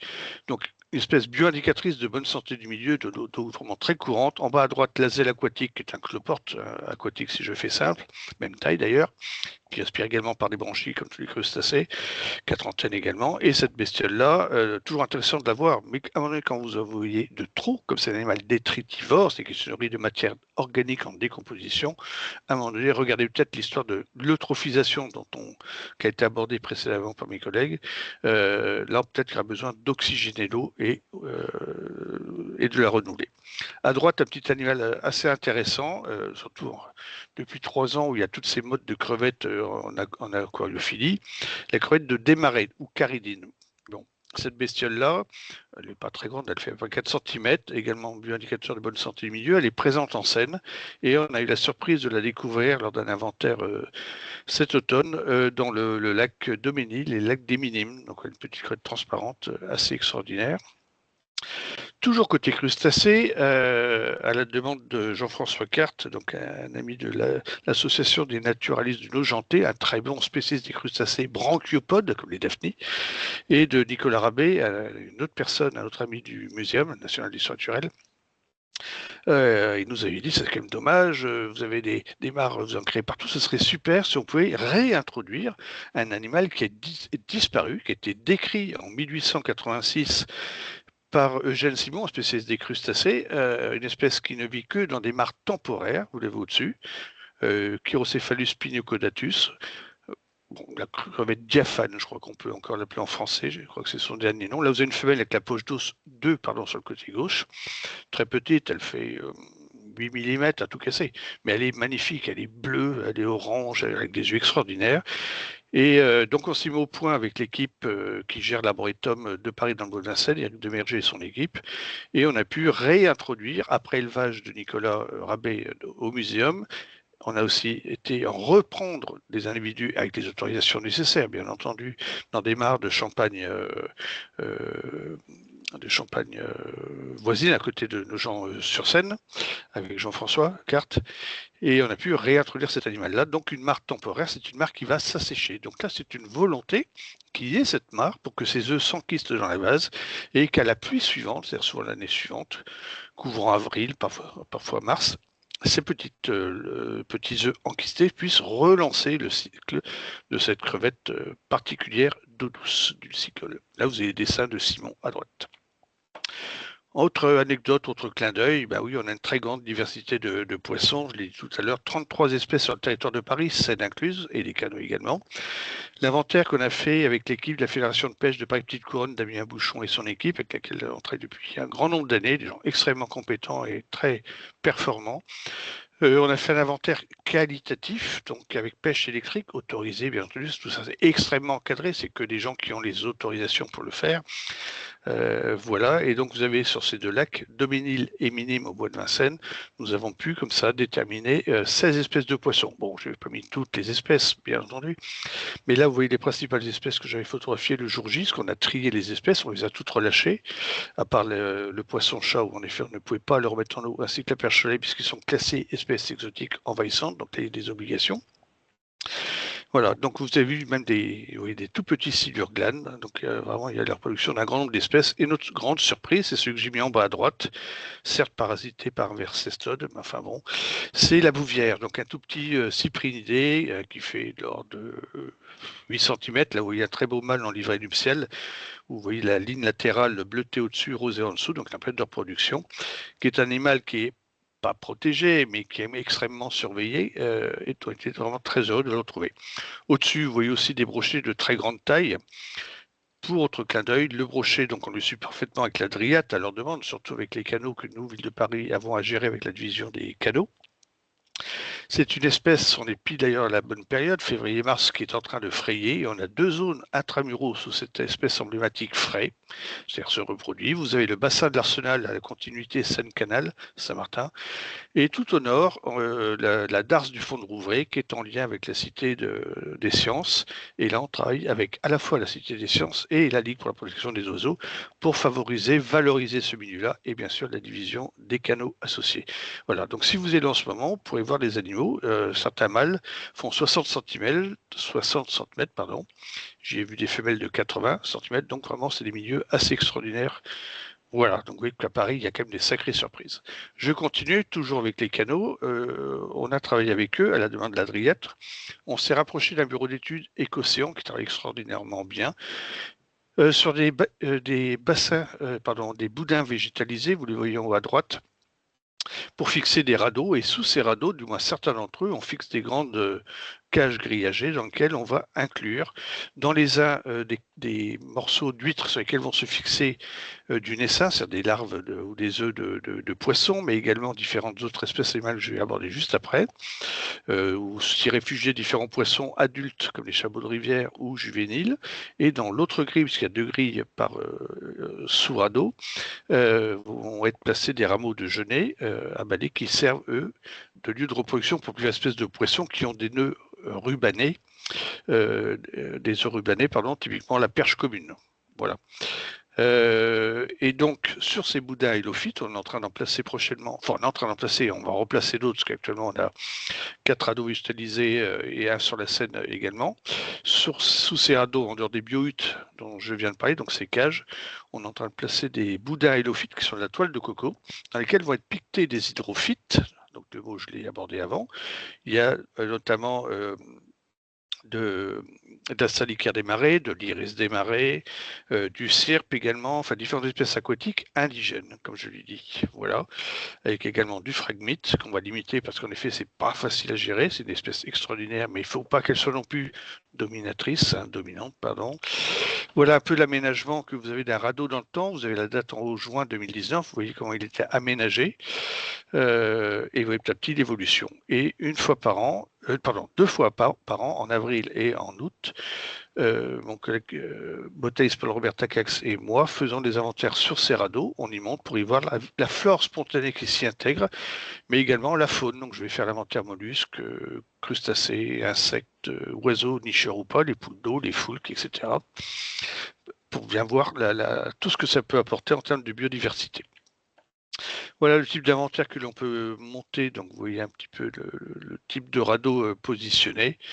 Et également, on demande à nos collègues d'Écocéan qui ont les autorisations, c'est de plonger, parce que moi je suis plongeur mais pas agréé pour plonger sur ce type de surface. Ils vont plonger pas en seul ou à deux, faire des photos de la faune qui est fixée dessous ou qui est en déplacement impliquant les poissons, qu'on va inventorier tous les 3 après. Ils font des prélèvements, ils les remontent comme vous voyez sur les photos de gauche dans les petits bacs et tous les 3 on va inventorier ces différentes espèces. Et vous voyez le chabot commun, espèce emblématique, bioindicatrice de bonne santé du milieu qui, vous l'avez sans doute entendu parler, est en régression au détriment de deux gobies demi-lune et une gobie tache noire qui viennent d'arriver. espèce exotique envahissante. Bon, voilà, et qui loge dans notamment dans les morceaux d'huîtres. On a également des éponges d'eau douce. Bah oui, les éponges ne sont pas que marines. On a 6 espèces d'éponges d'eau douce en Europe, 5 en France et 2 à Paris. L'éponge de Muller, vous l'avez là, donc la photo que j'ai faite, elle est sans ces zooxanthelles. Les zooxanthelles sont des algues unicellulaires qui vivent en symbiose avec la colonie, parce que c'est mal colonial de cette éponge-là. Et à gauche, vous l'avez verte, elle est en symbiose, blanche, elle a expulsé ces zooxanthelles. Enfin, je l'ai pris à la limite d'une fluctuation d'un barrage pour montrer la diversité de cette espèce. Donc on a des espèces vraiment extraordinaires, déterminées avec des spongiologues professionnels. Voilà, tout ça pour vous dire qu'en effet, sur le territoire de Paris, il y en a une très très grande diversité, que l'on suit à la fois les habitats, donc les écosystèmes, les mares végétalisées, les bassins, des nouveaux bassins aussi potentiellement qu'on aimerait mettre en eau, pardon, d'un point de vue végétation. Donc on a beaucoup de propositions, on accompagne les agences sur le terrain pour canaliser leurs envies, y répondre, choisir les bonnes formes, les bons emplacements. Le type de revêtement, ce que ça en fait, c'est abordé. Maintenant, on a des bâches EPDM qui ont une durée de vie de plus de 50 ans. Ça a été évoqué aussi juste avant par Bertrand, lors de la Covid, lors de la Covid et même après 2023, on a eu des périodes très sèches et là, on n'avait pas autorisation de remplir ou de renouveler nos eaux. Donc, en effet, il y a évaporation naturelle, c'est naturel. Il peut y avoir des fuites pour mes usages, mauvaise conception, ça arrive. On n'est pas parfait, c'est un fait, mais je vous assure qu'on travaille énormément sur ces sujets. On est très nombreux à travailler sur ces sujets. Je croise les doigts. Comme je dis, on a beaucoup de formateurs qui suivent ces sujets-là. Et voilà, c'était pour montrer un peu cette diversité, la biodiversité aquatique, même si je n'ai pas pu aborder toute, notamment le facteur flore, là vous avez le nénuphar jaune et espèce indigène également, sur toutes les berges de la Seine et de nos canaux. Voilà, donc on a une très très grande diversité de biodiversité aquatique à Paris. Je vous remercie. Merci Xavier pour du coup ce panel, cet échantillon. On a bien compris hein, que tu pouvais pas tout aborder. On a fait des choix aussi. On te retrouve tout à l'heure. On va laisser la parole à Vincent pour poursuivre du coup le zoom qu'on fait un petit peu depuis tout à l'heure sur la typologie des mares urbaines. Et là, on retrouve Vincent pour se plonger dans les eaux de la Seine, les canaux parisiens aussi et aller observer. Je meuble en même temps, donc tu peux faire ton partage d'écran en même temps que je parle, comme ça, voilà. Aller observer ce que Xavier a commencé à nous déflorer sur les moules d'eau douce. On n'oublie pas le grand écran, ce qui n'est pas encore le cas tout à fait, et d'allumer ton micro, peut-être. Est-ce que le micro marche? Là, ça, tout fonctionne. Par contre, on a perdu le partage d'écran. On n'a pas les deux en même temps. Là, on ça a y est. plus... Et là, on a tout, on ne bouge plus. Je te retrouve tout à l'heure. Voilà, donc moi je vais vous parler des moules d'eau douce qui sont un groupe pas très connu, donc je vais passer un petit peu de temps pour les présenter, puis après je fais faire un zoom sur la région parisienne. Donc je travaille à l'entreprise Spygen qui fait de l'ADN environnemental, donc il sera un petit peu question, et puis je suis chercheur attaché au Muséum d'histoire naturelle. Donc les moules d'eau douce, c'est 45 espèces en France. Avec des problématiques qui sont des problématiques de détection, difficiles à détecter. C'est des animaux qui vivent souvent enfouis dans des milieux pas toujours faciles, difficiles à identifier. On reviendra dessus. Et pourtant des espèces bio-indicatrices, des filtreurs, et qui présentent des enjeux de conservation importants pour au moins certaines espèces. Donc au bon vieux temps, on avait ce genre de choses qu'on peut encore observer dans les pays de l'Est ou dans les Balkans, c'est-à-dire des tapis de moules, au point qu'on a du mal à distinguer le fond de la rivière. Donc ça représente 90% de la baie de Thomas. Ces moules, c'est des filtreurs. Donc je vais parler essentiellement des grandes espèces, hein, des naïades. On estime qu'elles filtrent environ 40 litres d'eau par individu et par jour. Donc c'est assez conséquent, ça a un impact sur les milieux, ce qu'on appelle la flocculation, c'est-à-dire qu'il va y avoir un transfert horizontal de la matière organique des particules qui sont diluées dans l'eau vers le fond de la rivière. Donc ça accentue la clarté des eaux. Plus la lumière pénètre au fond de la rivière, plus ça favorise les macrophytes. Ça favorise donc indirectement aussi tous les macro-invertébrés et les poissons qui s'en nourrissent. Et en plus de ça, il a pu être montré que les coquilles au fond des rivières servent d'abri et que donc dans une rivière avec beaucoup de moules d'eau douce, on a beaucoup plus de macro-invertébrés. Elles ont un cycle qui est assez unique, donc avec des petites larves qu'on appelle les glochidies qui vont être parasites des poissons pendant une période qui va aller de quelques semaines à quelques mois. Et finalement, donc, pour un animal qui va être sessile ou en tout cas sédentaire pendant presque toute sa vie, on a les stades juvéniles qui peuvent être extrêmement mobiles. Et c'est à ce moment-là qu'elles vont pouvoir coloniser tout le bassin versant, en fait, hein. Et donc, une fois qu'elles se métamorphosent, en général dans les branchies d'un poisson, le bébé moule tombe au fond. Et là où il tombe, il va falloir qu'il vive. Donc, il faut qu'il soit dans un milieu favorable. Un juvénile de moule, ça fait moins d'un millimètre, hein. Donc, elle va faire l'essentiel de sa croissance dans le sous-écoulement des rivières. Donc, ça, c'est très important d'avoir un sous-écoulement de qualité, au moins pour certaines espèces. Et puis après, elle va sortir et c'est là qu'on peut la voir. Les menaces, donc, bon, il n'y a pas vraiment d'ordre, mais j'ai commencé par peut-être celle qui est la moins importante aujourd'hui, mais qui est la collecte. Donc, on collectait des moules d'eau douce, pas vraiment pour les manger, c'est vraiment pas bon. C'est pas que ce soit pas comestible, mais c'est vraiment pas bon du tout. Par contre, on l'a fait pour les perles, pour certaines espèces, et surtout pour l'industrie des boutons. Donc, les boutons de chemise étaient faits avec des coquilles de moules d'eau douce. Là, c'est des exemples qui viennent des États-Unis où on a plus d'illustrations qu'en Europe, mais c'était pareil en France. Et puis, la célèbre robe de Catherine de Médicis qui contenait, je ne sais plus, quelques centaines de perles. Et pour trouver quelques centaines de perles de cette qualité, il a fallu, on estime, tuer environ 3 millions de moules d'eau douce. Voilà, quelques images un peu spectaculaires, encore une fois, des États-Unis sur la collecte des moules d'eau douce. Là, on doit être sur le Mississippi. On estime que chaque goutte d'eau du Mississippi qui arrivait à la mer était passée au moins 7 fois dans une moule d'eau douce pendant son trajet. Ça, c'est Strayer qui a fait cette estimation. Une autre menace beaucoup plus actuelle, c'est les barrages. Donc les barrages qui vont empêcher le transit migratoire des poissons, par exemple, et puis surtout le transit sédimentaire. Donc ces barrages, c'est très souvent pour l'hydroélectricité, mais aussi pour l'irrigation. Et donc quand on entend à la radio que l'hydroélectricité est la seule énergie vraiment verte qui nous reste, bon, elle est peut-être verte, mais elle n'est pas bleue. Donc voilà les effets que ça a à un barrage, hein. C'est-à-dire qu'on va avoir un envasement à l'amont qui peut être assez conséquent, hein. On peut parler de kilomètres de rivières complètement envasées. Donc si on se rappelle du cycle des moules d'eau douce, ça fait une perte d'habitat pour les juvéniles parce que tombant dans la vase, il ne va pas pouvoir survivre. Et puis on a une érosion à l'aval puisque le transit à l'aval, il est conservé, mais du coup on va se retrouver sur la roche. Donc encore une fois, on a perdu le sous-écoulement. Et vous avez là, sur la carte de France, les points rouges, ce sont les obstacles à l'écoulement répertoriés, donc à l'époque en 2014. Ça fait 120 000, je crois, obstacles à l'écoulement sur le territoire. Donc la perte d'habitat est très importante. Quelque chose qui est très lié, c'est l'irrigation. Donc l'irrigation, ça a deux effets principaux, hein. Le premier, c'est qu'on fait des barrages pour avoir des retenues pour pouvoir pomper dedans, même dans des tout petits cours d'eau.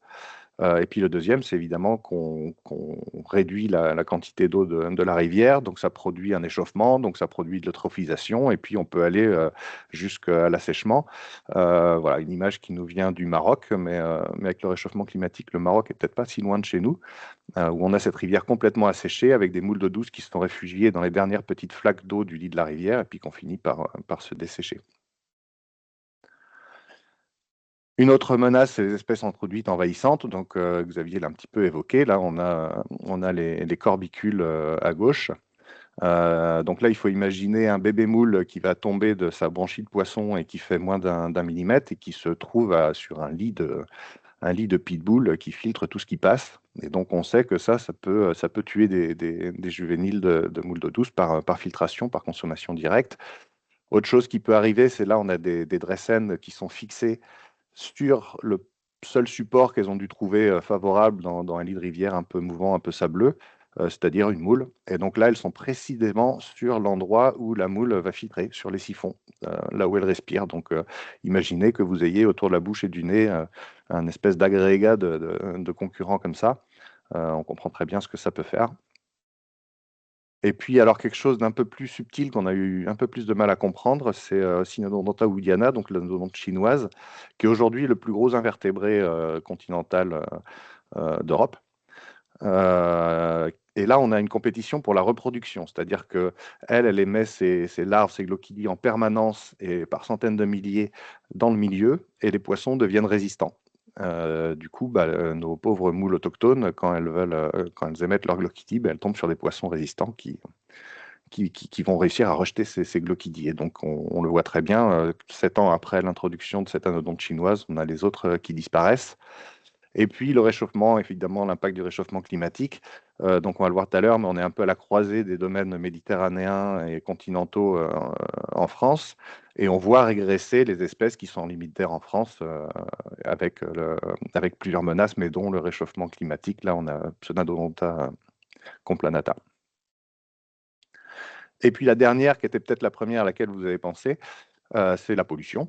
Donc on a ici la rivière Le Pia dans les Pyrénées-Orientales, qui est la station type d'une sous-espèce de moule d'eau douce, de Potomida littoralis, Pia N6. Et ben voilà à quoi ça ressemble maintenant. Évidemment, on ne retrouve plus du tout cette espèce-là, cette sous-espèce-là ici, et donc là, on ne peut pas étudier la validité de ce nom, parce que tout simplement la station type a complètement disparu sous l'eutrophisation et la pollution. Alors là, il faut quand même donner une petite note d'espoir, c'est qu'on pense avoir touché le fond et on rebondit quand même. Donc j'ai mis là trois événements. 64, la première loi sur l'eau avec l'installation des STEP, surtout pour les grandes villes au départ, puis après ça a été généralisé. Et en 2000, des traitements azote, phosphate et micropolluants. Donc on a quand même l'impression que le creux de la vague était dans les années 70 et qu'aujourd'hui, nos rivières vont mieux.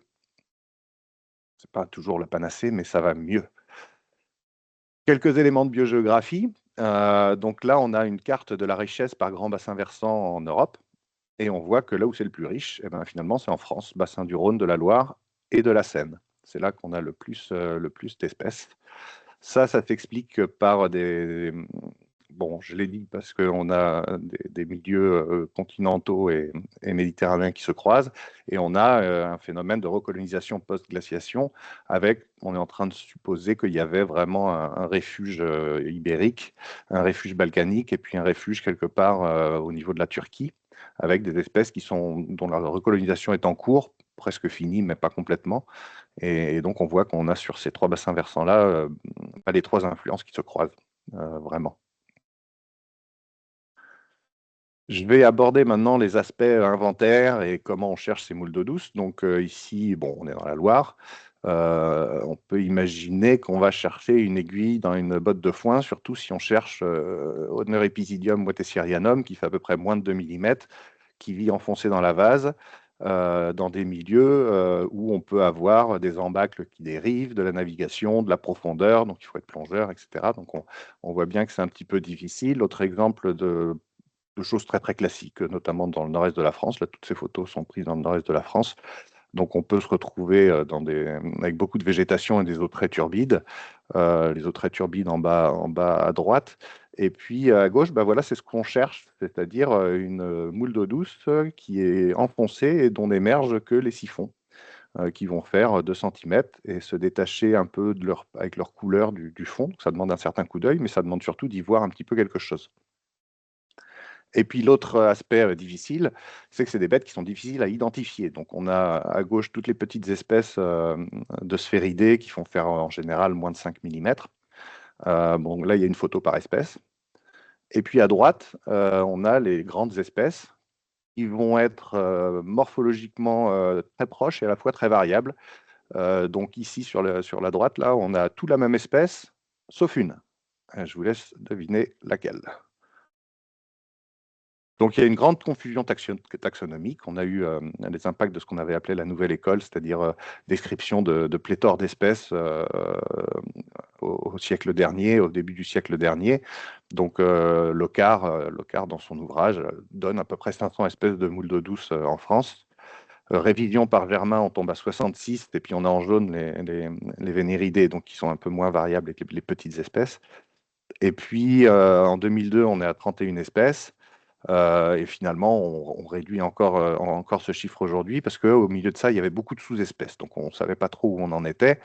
On a eu par là la révolution barcoding, donc séquençage de tout ça, et puis une clarification vraiment de la taxonomie. Donc maintenant, on est vraiment au propre sur la taxonomie des espèces de France. Mais encore une fois, morphologiquement, on a beaucoup de mal à les reconnaître. Donc on a recours à des analyses génétiques, ce qui veut dire trouver des spécimens vivants. On ne peut pas travailler sur les coquilles.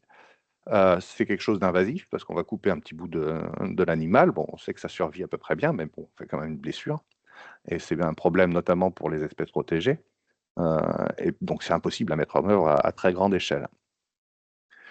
Puis arrive en 2015-2018 la révolution ADN environnementale. Enfin, moi, en tout cas, c'est là que j'ai commencé à mettre le pied dedans.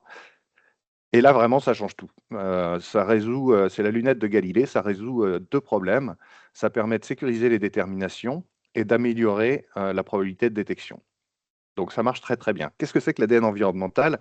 Tous les organismes vivants relâchent des cellules dans leur environnement. Par exemple, vous, aujourd'hui, vous avez perdu environ 500 millions de cellules de peau qui chacune contiennent votre ADN. Et aujourd'hui, on a des techniques d'analyse proches de celles de la police criminelle, en fait, qui permettent de retrouver cet ADN dans l'environnement. On compare à des bases de référence. Donc là, on l'a vu qu'on l'avait, puisqu'on avait barcodé tous les spécimens de France. Donc on a une bonne base de référence. Et ça permet, sur le papier, d'inventorier l'ensemble du vivant à partir d'échantillons de terre, d'eau ou même d'air. Bon, je ne vais pas m'étendre, mais la meilleure matrice pour l'écologue, c'est vraiment l'eau. Évidemment, cet ADN, il est rare et dégradé, donc on travaille sur des petites portions du génome qu'il faut avoir vraiment bien identifiées, et puis il faut des hauts standards, donc des labos équivalents P4, et puis il faut un peu pousser tous les boutons pour réussir à avoir, en tout cas pour les moules d'eau douce, une détection qui atteint environ 95% de probabilité de détection pour la plupart des espèces, alors qu'un plongeur, quand il est à 60-70% de détection, il peut être très content de son travail. Donc, je l'ai dit, identification sur des bases génétiques barcoding. Donc, on sécurise les déterminations. Et probabilité de détection nettement augmentée. Donc là, on a sur des endroits où vraiment on a travaillé. C'est-à-dire que c'est plusieurs plongeurs pendant plusieurs jours, tous malacologues, tous aguerris. Donc ça c'est le nombre d'espèces qu'on détecte en bleu. Et puis en rouge, sur le même site, ce qu'on a trouvé en ADN environnemental après. Donc on voit qu'on a toujours plus d'espèces, sauf un cas qui est je ne sais plus où, ici, où on avait plus d'espèces par les plongeurs que par l'ADN environnemental, mais en fait, les espèces que les plongeurs avaient en plus, c'était que des coquilles. Donc c'était des animaux qui avaient disparu de cet endroit-là, et que évidemment l'ADN environnemental ne détecte pas, puisqu'il détecte que du vivant. Et puis dernier exemple sur les deux dernières barres, les plus à droite, où on a énormément de plus d'espèces en ADNE, c'est parce que là, c'est les deux seuls sites où on a inclus les sphéridés, donc les toutes petites espèces. Et donc là, très difficile à détecter, très difficile à déterminer, et là, l'ADN environnemental cartonne. Aujourd'hui, on est à plus de 1300 points d'inventaire par ADN environnemental en France. Donc, on commence à avoir une bonne vision des aires de répartition d'un peu toutes les espèces.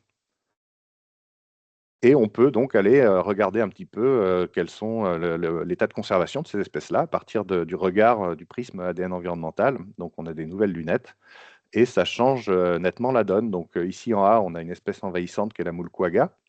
En rayé, c'est ce qui était connu. Et puis les points rouges, c'est les détections ADN environnementales. Donc on voit qu'à cette époque-là, à l'époque de la publication de cette carte, elle était connue jusqu'à Lyon, à peu près sur le Rhône, alors qu'on a pu montrer qu'elle était depuis 2016 sur l'ensemble du Rhône, y compris sur les petits côtiers méditerranéens déjà, et puis sur la Seine. En B, on a une autre espèce, donc là très patrimoniale, c'est une Iocrassus, dont on parle beaucoup, la mulette épaisse, protégée, directive Habitat. Et avec l'ADN environnemental, on a pu montrer qu'elle était pareil jusqu'à l'aval du Rhône, où elle n'était pas connue du tout, et où on commence à la retrouver avec des méthodes traditionnelles. Et puis aussi au sud de la Loire, donc dans la littérature, on lisait toujours qu'une Iocrassus, qui est justement une espèce balkanique, Turquie, qui revient par l'Est, là, n'a pas colonisé le sud de la Loire. Et ben en fait, si, sur les petites têtes de bassin, notamment dans le PNR du Limousin, elle est présente. Deux autres espèces pour qui ça se passe beaucoup moins bien et qui sont complètement passées sous le radar, parce qu'encore une fois, on les connaît de données de coquilles, c'est l'anodonte comprimée, qui était autrefois présente, d'après la littérature ancienne, sur l'ensemble du territoire et où on n'a plus que 3 petites POP, en tout cas détectées par ADN environnemental. Il y en a une de plus dans la Loire maintenant, et puis qui a régressé jusqu'à n'être plus présente de manière significative que dans le Grand Est, le Nord-Est. Et puis alors encore pire, Spherium solidum, donc comme son nom l'indique, une bête qui a une coquille assez solide, qui ressemble un peu à un bébé corbicule. Donc on a des données un peu partout en France, des petits points. J'ai contacté tous les porteurs de données, personne ne l'avait vu vivant. C'était que des données de coquilles. Et donc aujourd'hui, il nous reste avec à peu près de certitude, en tout cas post-année 2000, que 3 populations, une à l'aval de l'Aisne, une à l'aval de la Seine, et puis une qui ne figurait pas sur la carte parce qu'on ne la connaissait pas encore, à l'aval de la Loire. Donc là, c'est des espèces sur lesquelles on a des énormes enjeux de conservation qui étaient passés complètement inaperçus. Donc voilà, je fais un petit zoom sur Spherium solidum puisque ça nous concerne plus précisément, vu qu'on est vraiment autour de la région parisienne. Donc là, on a des enjeux de conservation qui sont énormes, en sachant qu'en plus, ça ne va pas mieux ailleurs en Europe. Hein. Elle a vraiment complètement disparu de partout, cette bête-là. Une autre espèce, là, c'est une espèce plutôt méditerranéenne, donc qui vit du Maroc, on va dire, jusqu'au bassin de la Loire, qu'on pensait quasiment éteinte du bassin de la Seine. Donc il y avait une petite pop qui a été retrouvée du côté de Troyes, une détection en ADN environnemental, et puis si on zoome un peu là, on voit qu'en 2023, on n'avait pas grand-chose. On avait quelques noyaux de population qui restaient sur le bassin versant de la Seine, mais vraiment quelque chose de presque anecdotique. Et puis en multipliant les points, eh ben, on a eu la surprise d'en retrouver pas mal. Finalement, cette espèce-là, elle n'a pas encore disparu. Donc celle-là, c'est que des données d'ADN environnemental, encore une fois. Et puis on se rend compte qu'on en a notamment énormément dans Paris. Alors ça a été un peu la surprise, parce que la retrouver sur des têtes de bassin un petit peu préservées, sur l'amont de la Seine, l'amont de la Marne et tout, ça peut être assez joli. Mais la retrouver en plein dans Paris, ça, c'était pas du tout attendu. D'autant plus qu'elle n'était pas toute seule.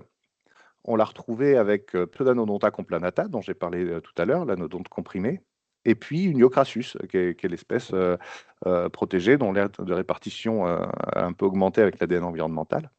Mais c'était quand même pas du tout attendu d'avoir ces espèces ultra patrimoniales en plein milieu de Paris, et pas de manière anecdotique, c'est-à-dire que là, sur tous les points d'ADN environnemental en plein centre de Paris, ben, on les a détectés.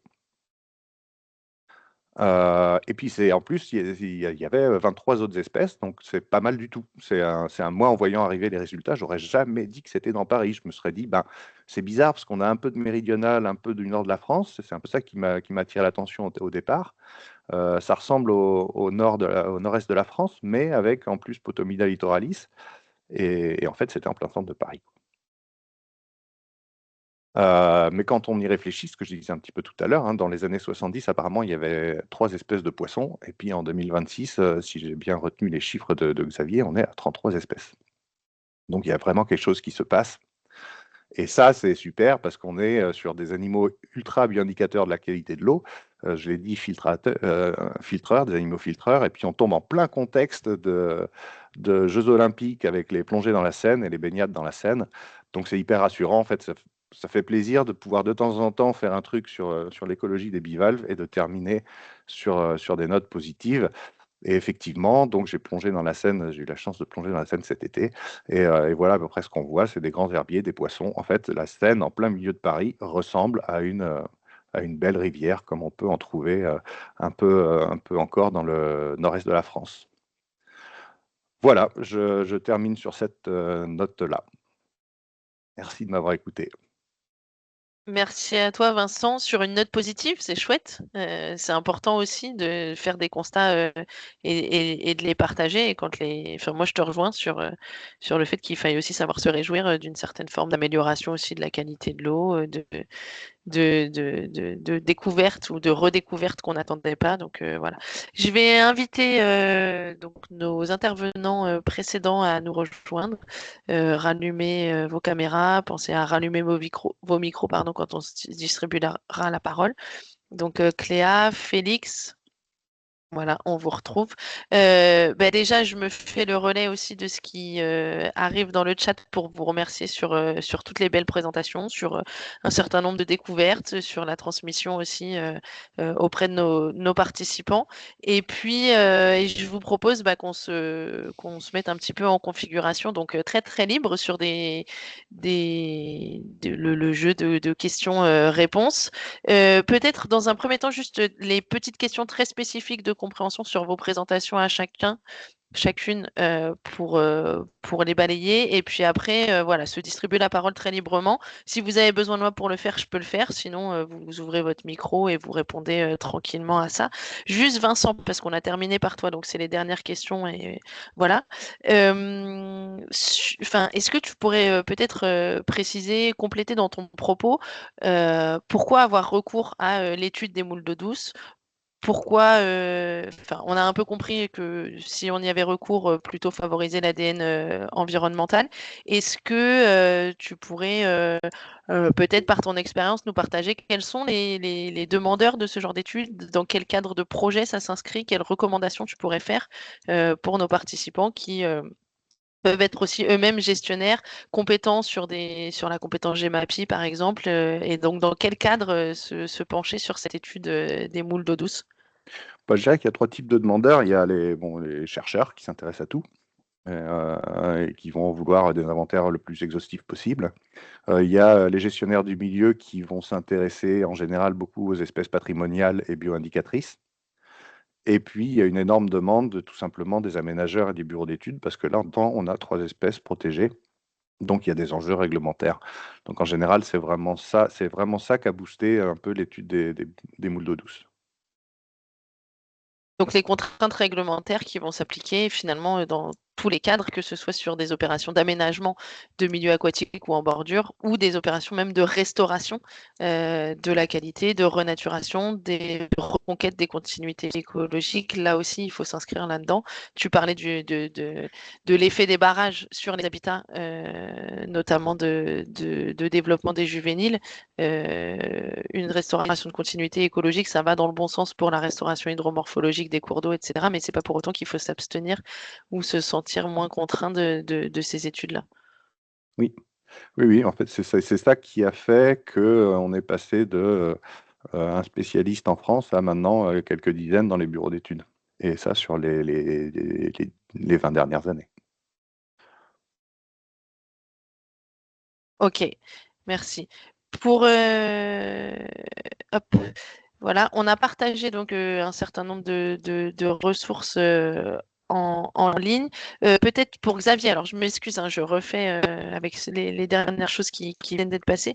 Xavier, est-ce que pendant que je refais le fil, tu peux repréciser, puisque dans ton propos, tu avais évoqué des espèces qui feraient dans Paris. Donc, vu la synchronicité avec ton propos, je pense qu'il s'agissait des espèces de poissons et les emplacements sur lesquels il y avait de la reproduction avérée.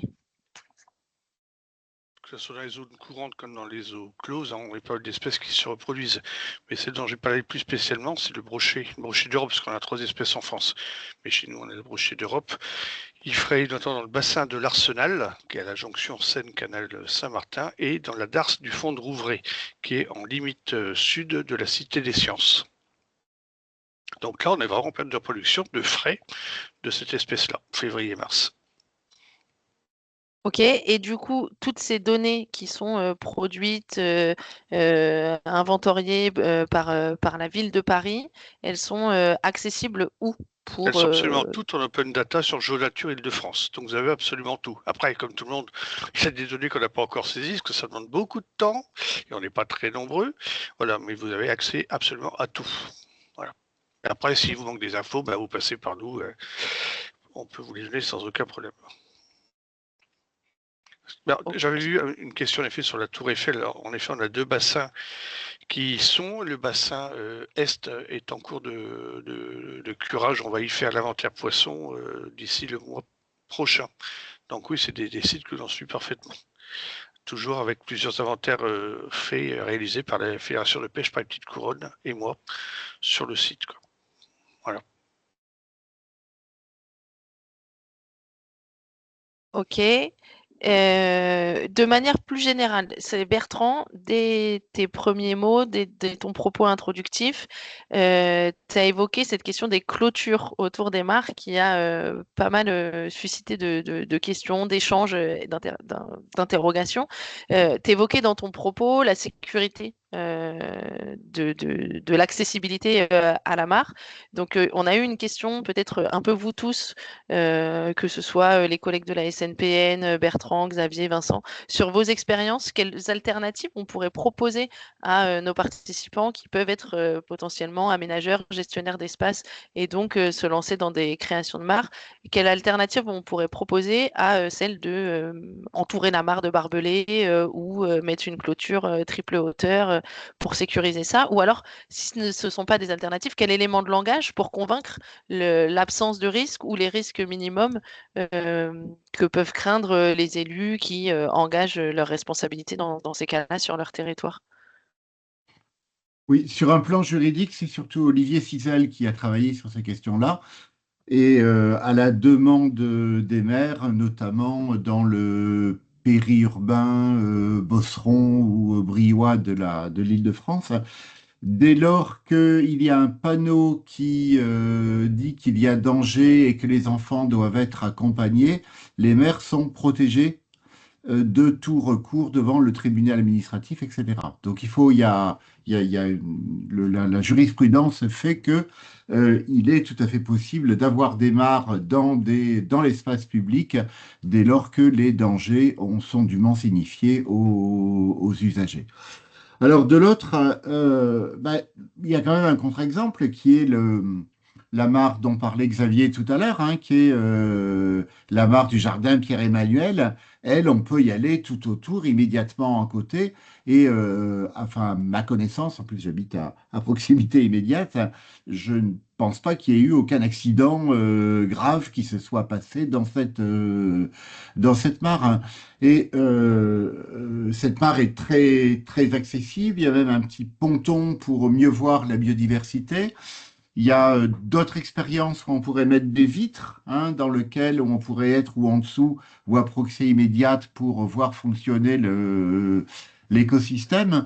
Et moi, c'est vrai que je m'interroge un peu devant cette crainte qui fait que certaines mares, hein, j'évoquais le Square Gardette. Dans le Square Gardette, la mare est tellement entourée qu'on voit plus qu'il y a une mare dans le Square Gardette. Donc, au bout d'un moment, on se demande quelle est l'utilité d'avoir une mare, hein. Et alors, voilà, j'ai l'impression qu'il y a une espèce de peur, hein, de peur qui dépasse le danger, finalement, parce que les mares sont rarement profondes. Et hormis le fait de retrouver des gamins tout pleins de boue ou bien voilà, pour obliger les parents à relaver les habits, je n'ai pas l'impression qu'il y a quand même un réel danger dans les mares, notamment intraparisiennes. Xavier, peut-être Félix, sur le terrain concrètement, parce que ce Ouais. qu'évoque Bertrand, ouais, ça vous parle aussi? Largement, parce que de toute façon, en effet, comme ça a été dit, le risque zéro n'existe pas. Et contrairement au milieu rural où les enfants coévoluent, apprennent à s'adapter à ce type de risque de chuter, milieu urbain, non. Donc en effet, les enfants, c'est le public cible numéro un. On a déjà eu des cas d'enfants qui ont glissé, même si nos mares font 80 à 60 cm de profondeur, on n'est jamais à l'abri. Un parent n'a pas l'habitude de se dire, ah oui, là, bah non, je suis à côté d'une aire de jeu, il y a le bassin à côté. Je ne prends pas de risque pour les enfants. Donc, nos élus, en effet, ont demandé à ce que toutes nos mares, à quelques rares exceptions près, soient en effet protégées. Il était parlé à un moment donné de la trame turquoise. La trame turquoise, c'est la ripicile, c'est l'interaction trame verte. En l'occurrence, de planter la strate arbustive. La strate arbustive, comme dans beaucoup de villes, c'est la strate la plus manquante parce qu'il y a beaucoup de mésusages. Donc, elle est traversante par définition. Donc, on en a mis autour de quelques-uns de nos bassins de mares végétalisées, mais elles ne sont pas forcément très sécurisante. On a installé également des bunges, ça marche aussi. Le coup des barbelés, ça m'a épaté. Ça, je ne connaissais pas le cas, mais du coup, j'ai jeté un coup d'œil. Square Gardette, je faisais l'inventaire il y a 2 mois de ça, d'ailleurs. Donc oui, bien sûr, il y a cette obligation, mais regardez, par exemple, au parc de Bercy, nos mares sont absolument pas, enfin, nos bassins végétalisés pour partie, avec des roselières d'ailleurs, côté Maison du Lac, ne sont pas protégés. Donc il y a cette possibilité, mais actuellement, lorsqu'il y a des créations, restaurations de marques végétalisées ou autres, il nous est demandé de mettre en défend.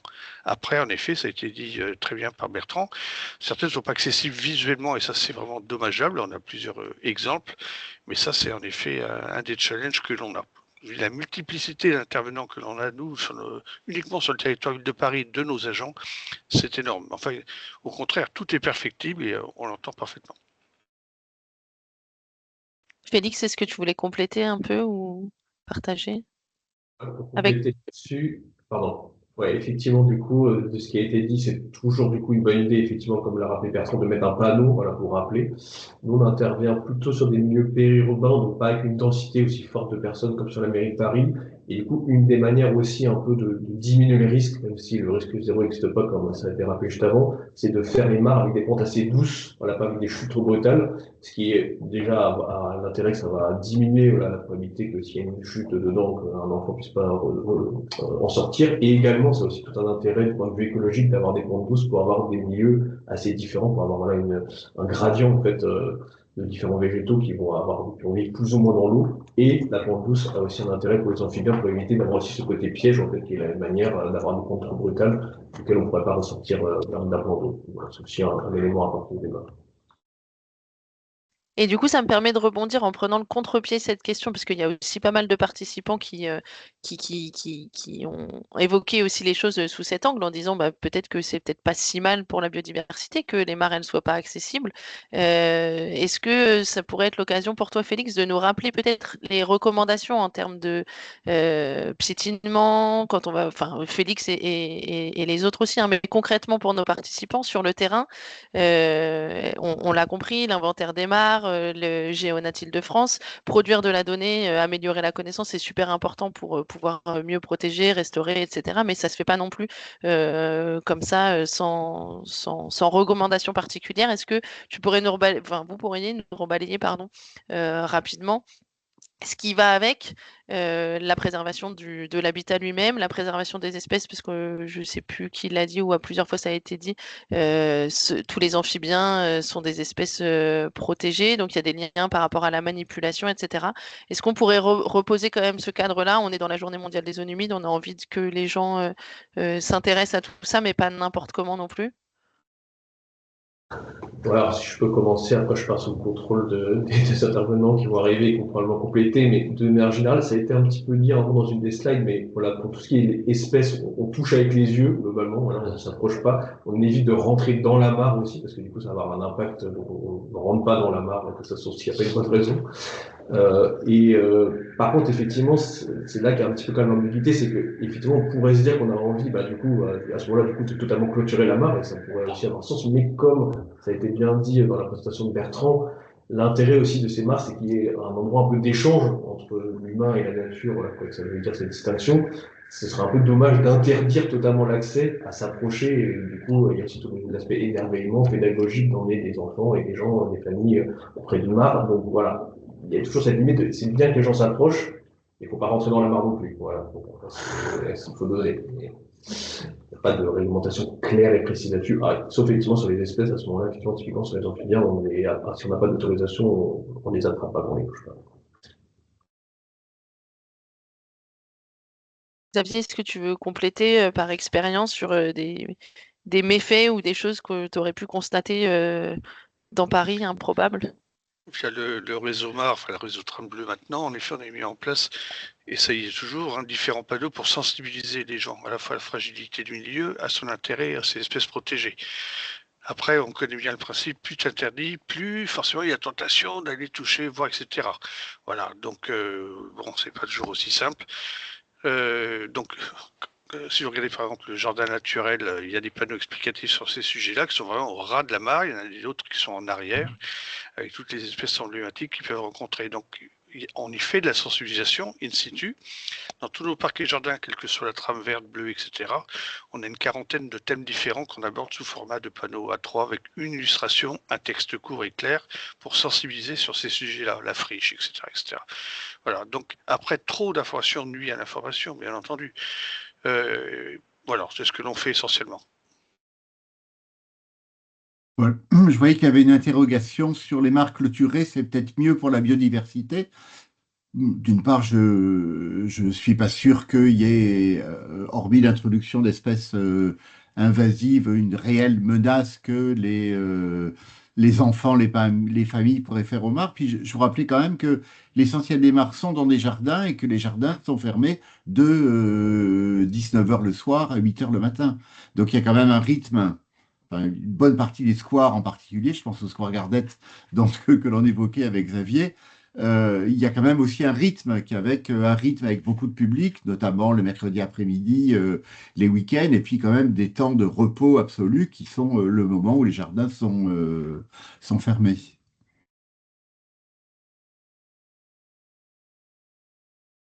Ok. Peut-être pour quand même, parce qu'on a le sujet MAR, mais il y avait aussi le sujet ADN environnemental. Vincent, une question a été posée et je pense que c'est bien de recadrer là-dessus. L'ADN environnemental, les résultats permettent du coup une estimation qualitative de la présence ou de l'absence des espèces qui sont recherchées. Qu'en est-il d'un point de vue quantitatif? Alors, tout le monde travaille là-dessus, parce que évidemment, c'est quelque chose de super intéressant. Il y a des biais qu'on ne pourra jamais éliminer. Si on échantillonne juste au-dessus de la dernière truite crevée d'un ruisseau, on aura beaucoup d'ADN. À l'inverse, si on a une énorme pop mais qu'on se situe trop loin, on va avoir très peu d'ADN.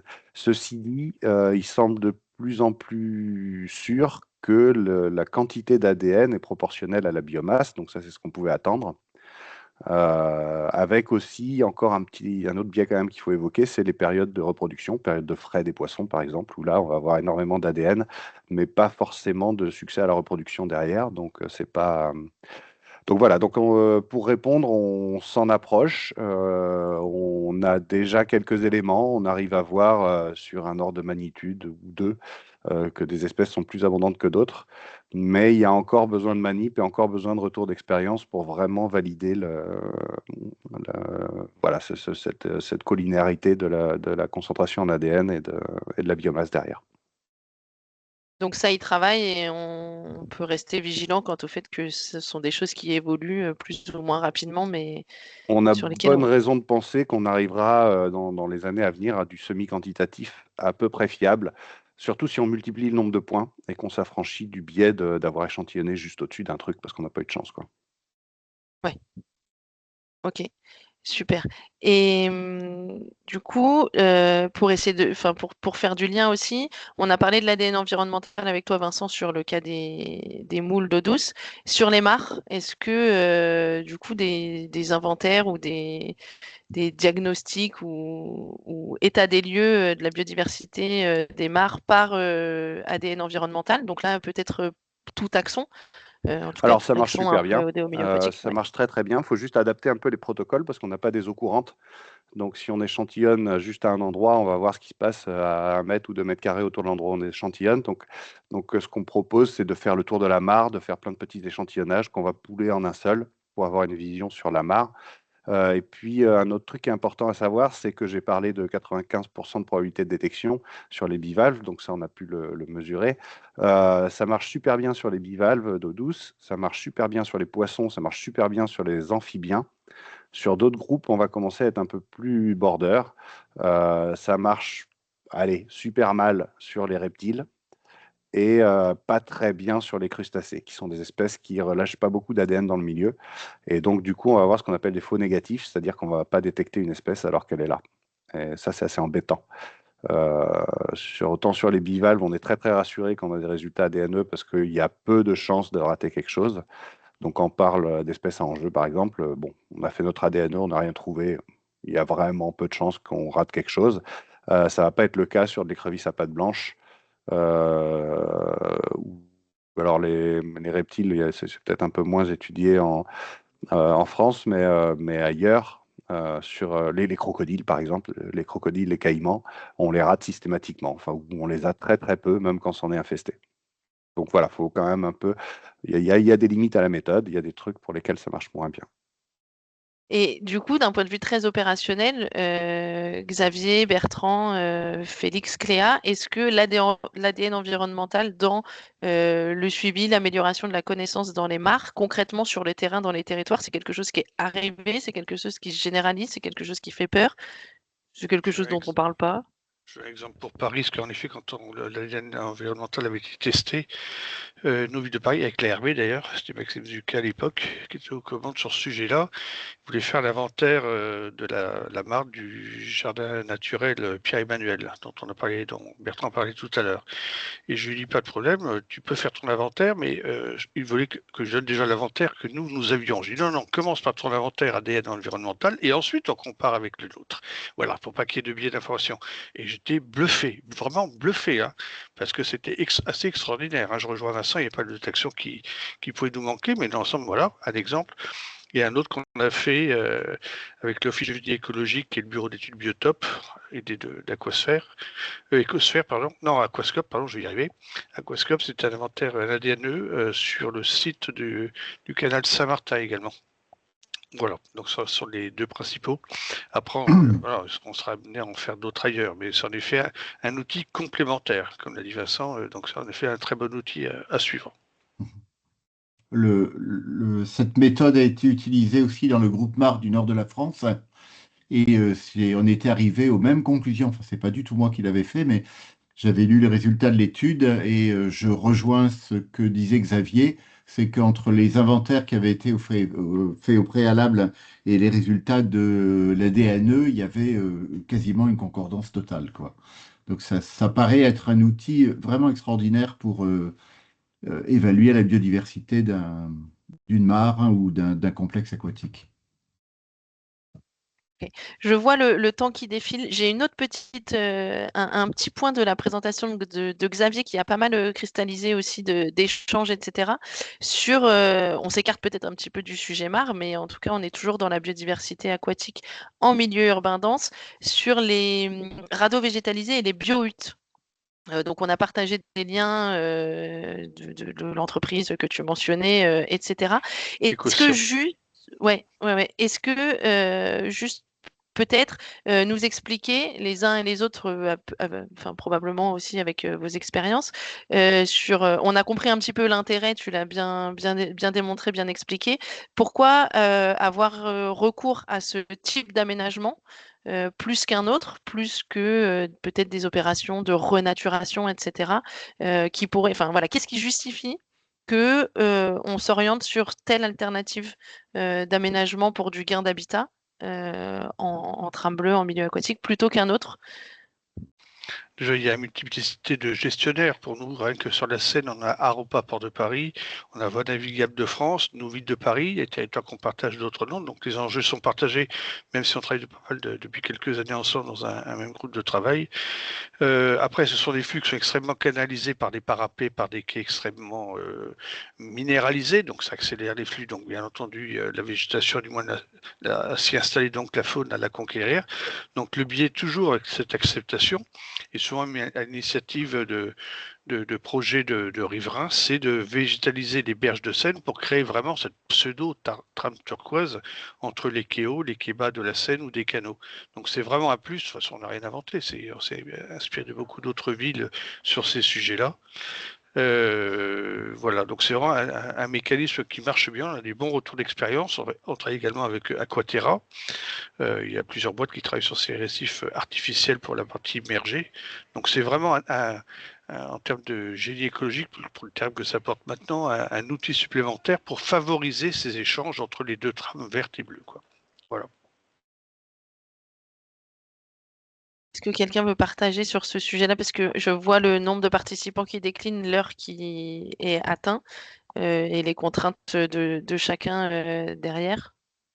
Alors, il y a encore du flux dans la conversation, des partages d'expériences, etc. En même temps que je vous parle, j'arrive à lire un grand bravo. Donc voilà, plein de remerciements. Juste, j'en profite donc pour rappeler que l'intégralité de vos présentations seront téléchargeables, accessibles en non modifiable évidemment, mais sur la page dédiée à l'événement. Le replay de l'événement aussi qui sera disponible dans les prochains jours. Me permettre peut-être de vous donner la parole s'il y a quelque chose qui n'a pas été dit, que vous souhaiteriez dire pour qu'il n'y ait pas de frustration de votre côté. Non. juste rajouter un sujet, parce que je l'ai vu passer comme ça rapidement. Le moustique tigre, c'est en effet une espèce parmi tant d'autres. On sait que maintenant, il est vraiment avéré, en tout cas sur le territoire Alors, de je me Paris. permets, Xavier, de te Vas-y. couper la parole parce qu'on a déjà traité de la question du moustique Ah, tigre dans d'accord. plein de webinaires. Bon, Non, mais bah, en fait, je voilà, passe. vu que le temps décline, et D'accord, donc d'accord, je tu fais passe. bien de me rappeler, Problème. le moustique tigre, si vous voulez toutes les réponses, il y a tout un tas de webinaires, notamment avec nos collègues de la SNPN, sur lesquels on a vraiment pris du temps pour évoquer tout ça. Il y a des ressources donc en ligne sur le site de l'ARB à ce sujet-là. Il y en a aussi sur le site de la SNPN. C'est un vrai sujet, on le sait. Ce n'est pas que je le balaye, c'est qu'on l'a déjà traité et que le temps nous est compté. Et ça me permet de vous remercier, de clôturer ce webinaire, remercier aussi tous nos participants, voilà, avec 5 petites minutes de retard à l'image du démarrage, un petit peu chaotique, on s'en excuse encore. Et puis voilà, ravi d'avoir partagé ce moment avec vous. Merci encore à tous nos intervenants et puis à très bientôt. Merci, à bientôt. Merci, à Merci, Claire. bientôt. Merci à tous, au revoir.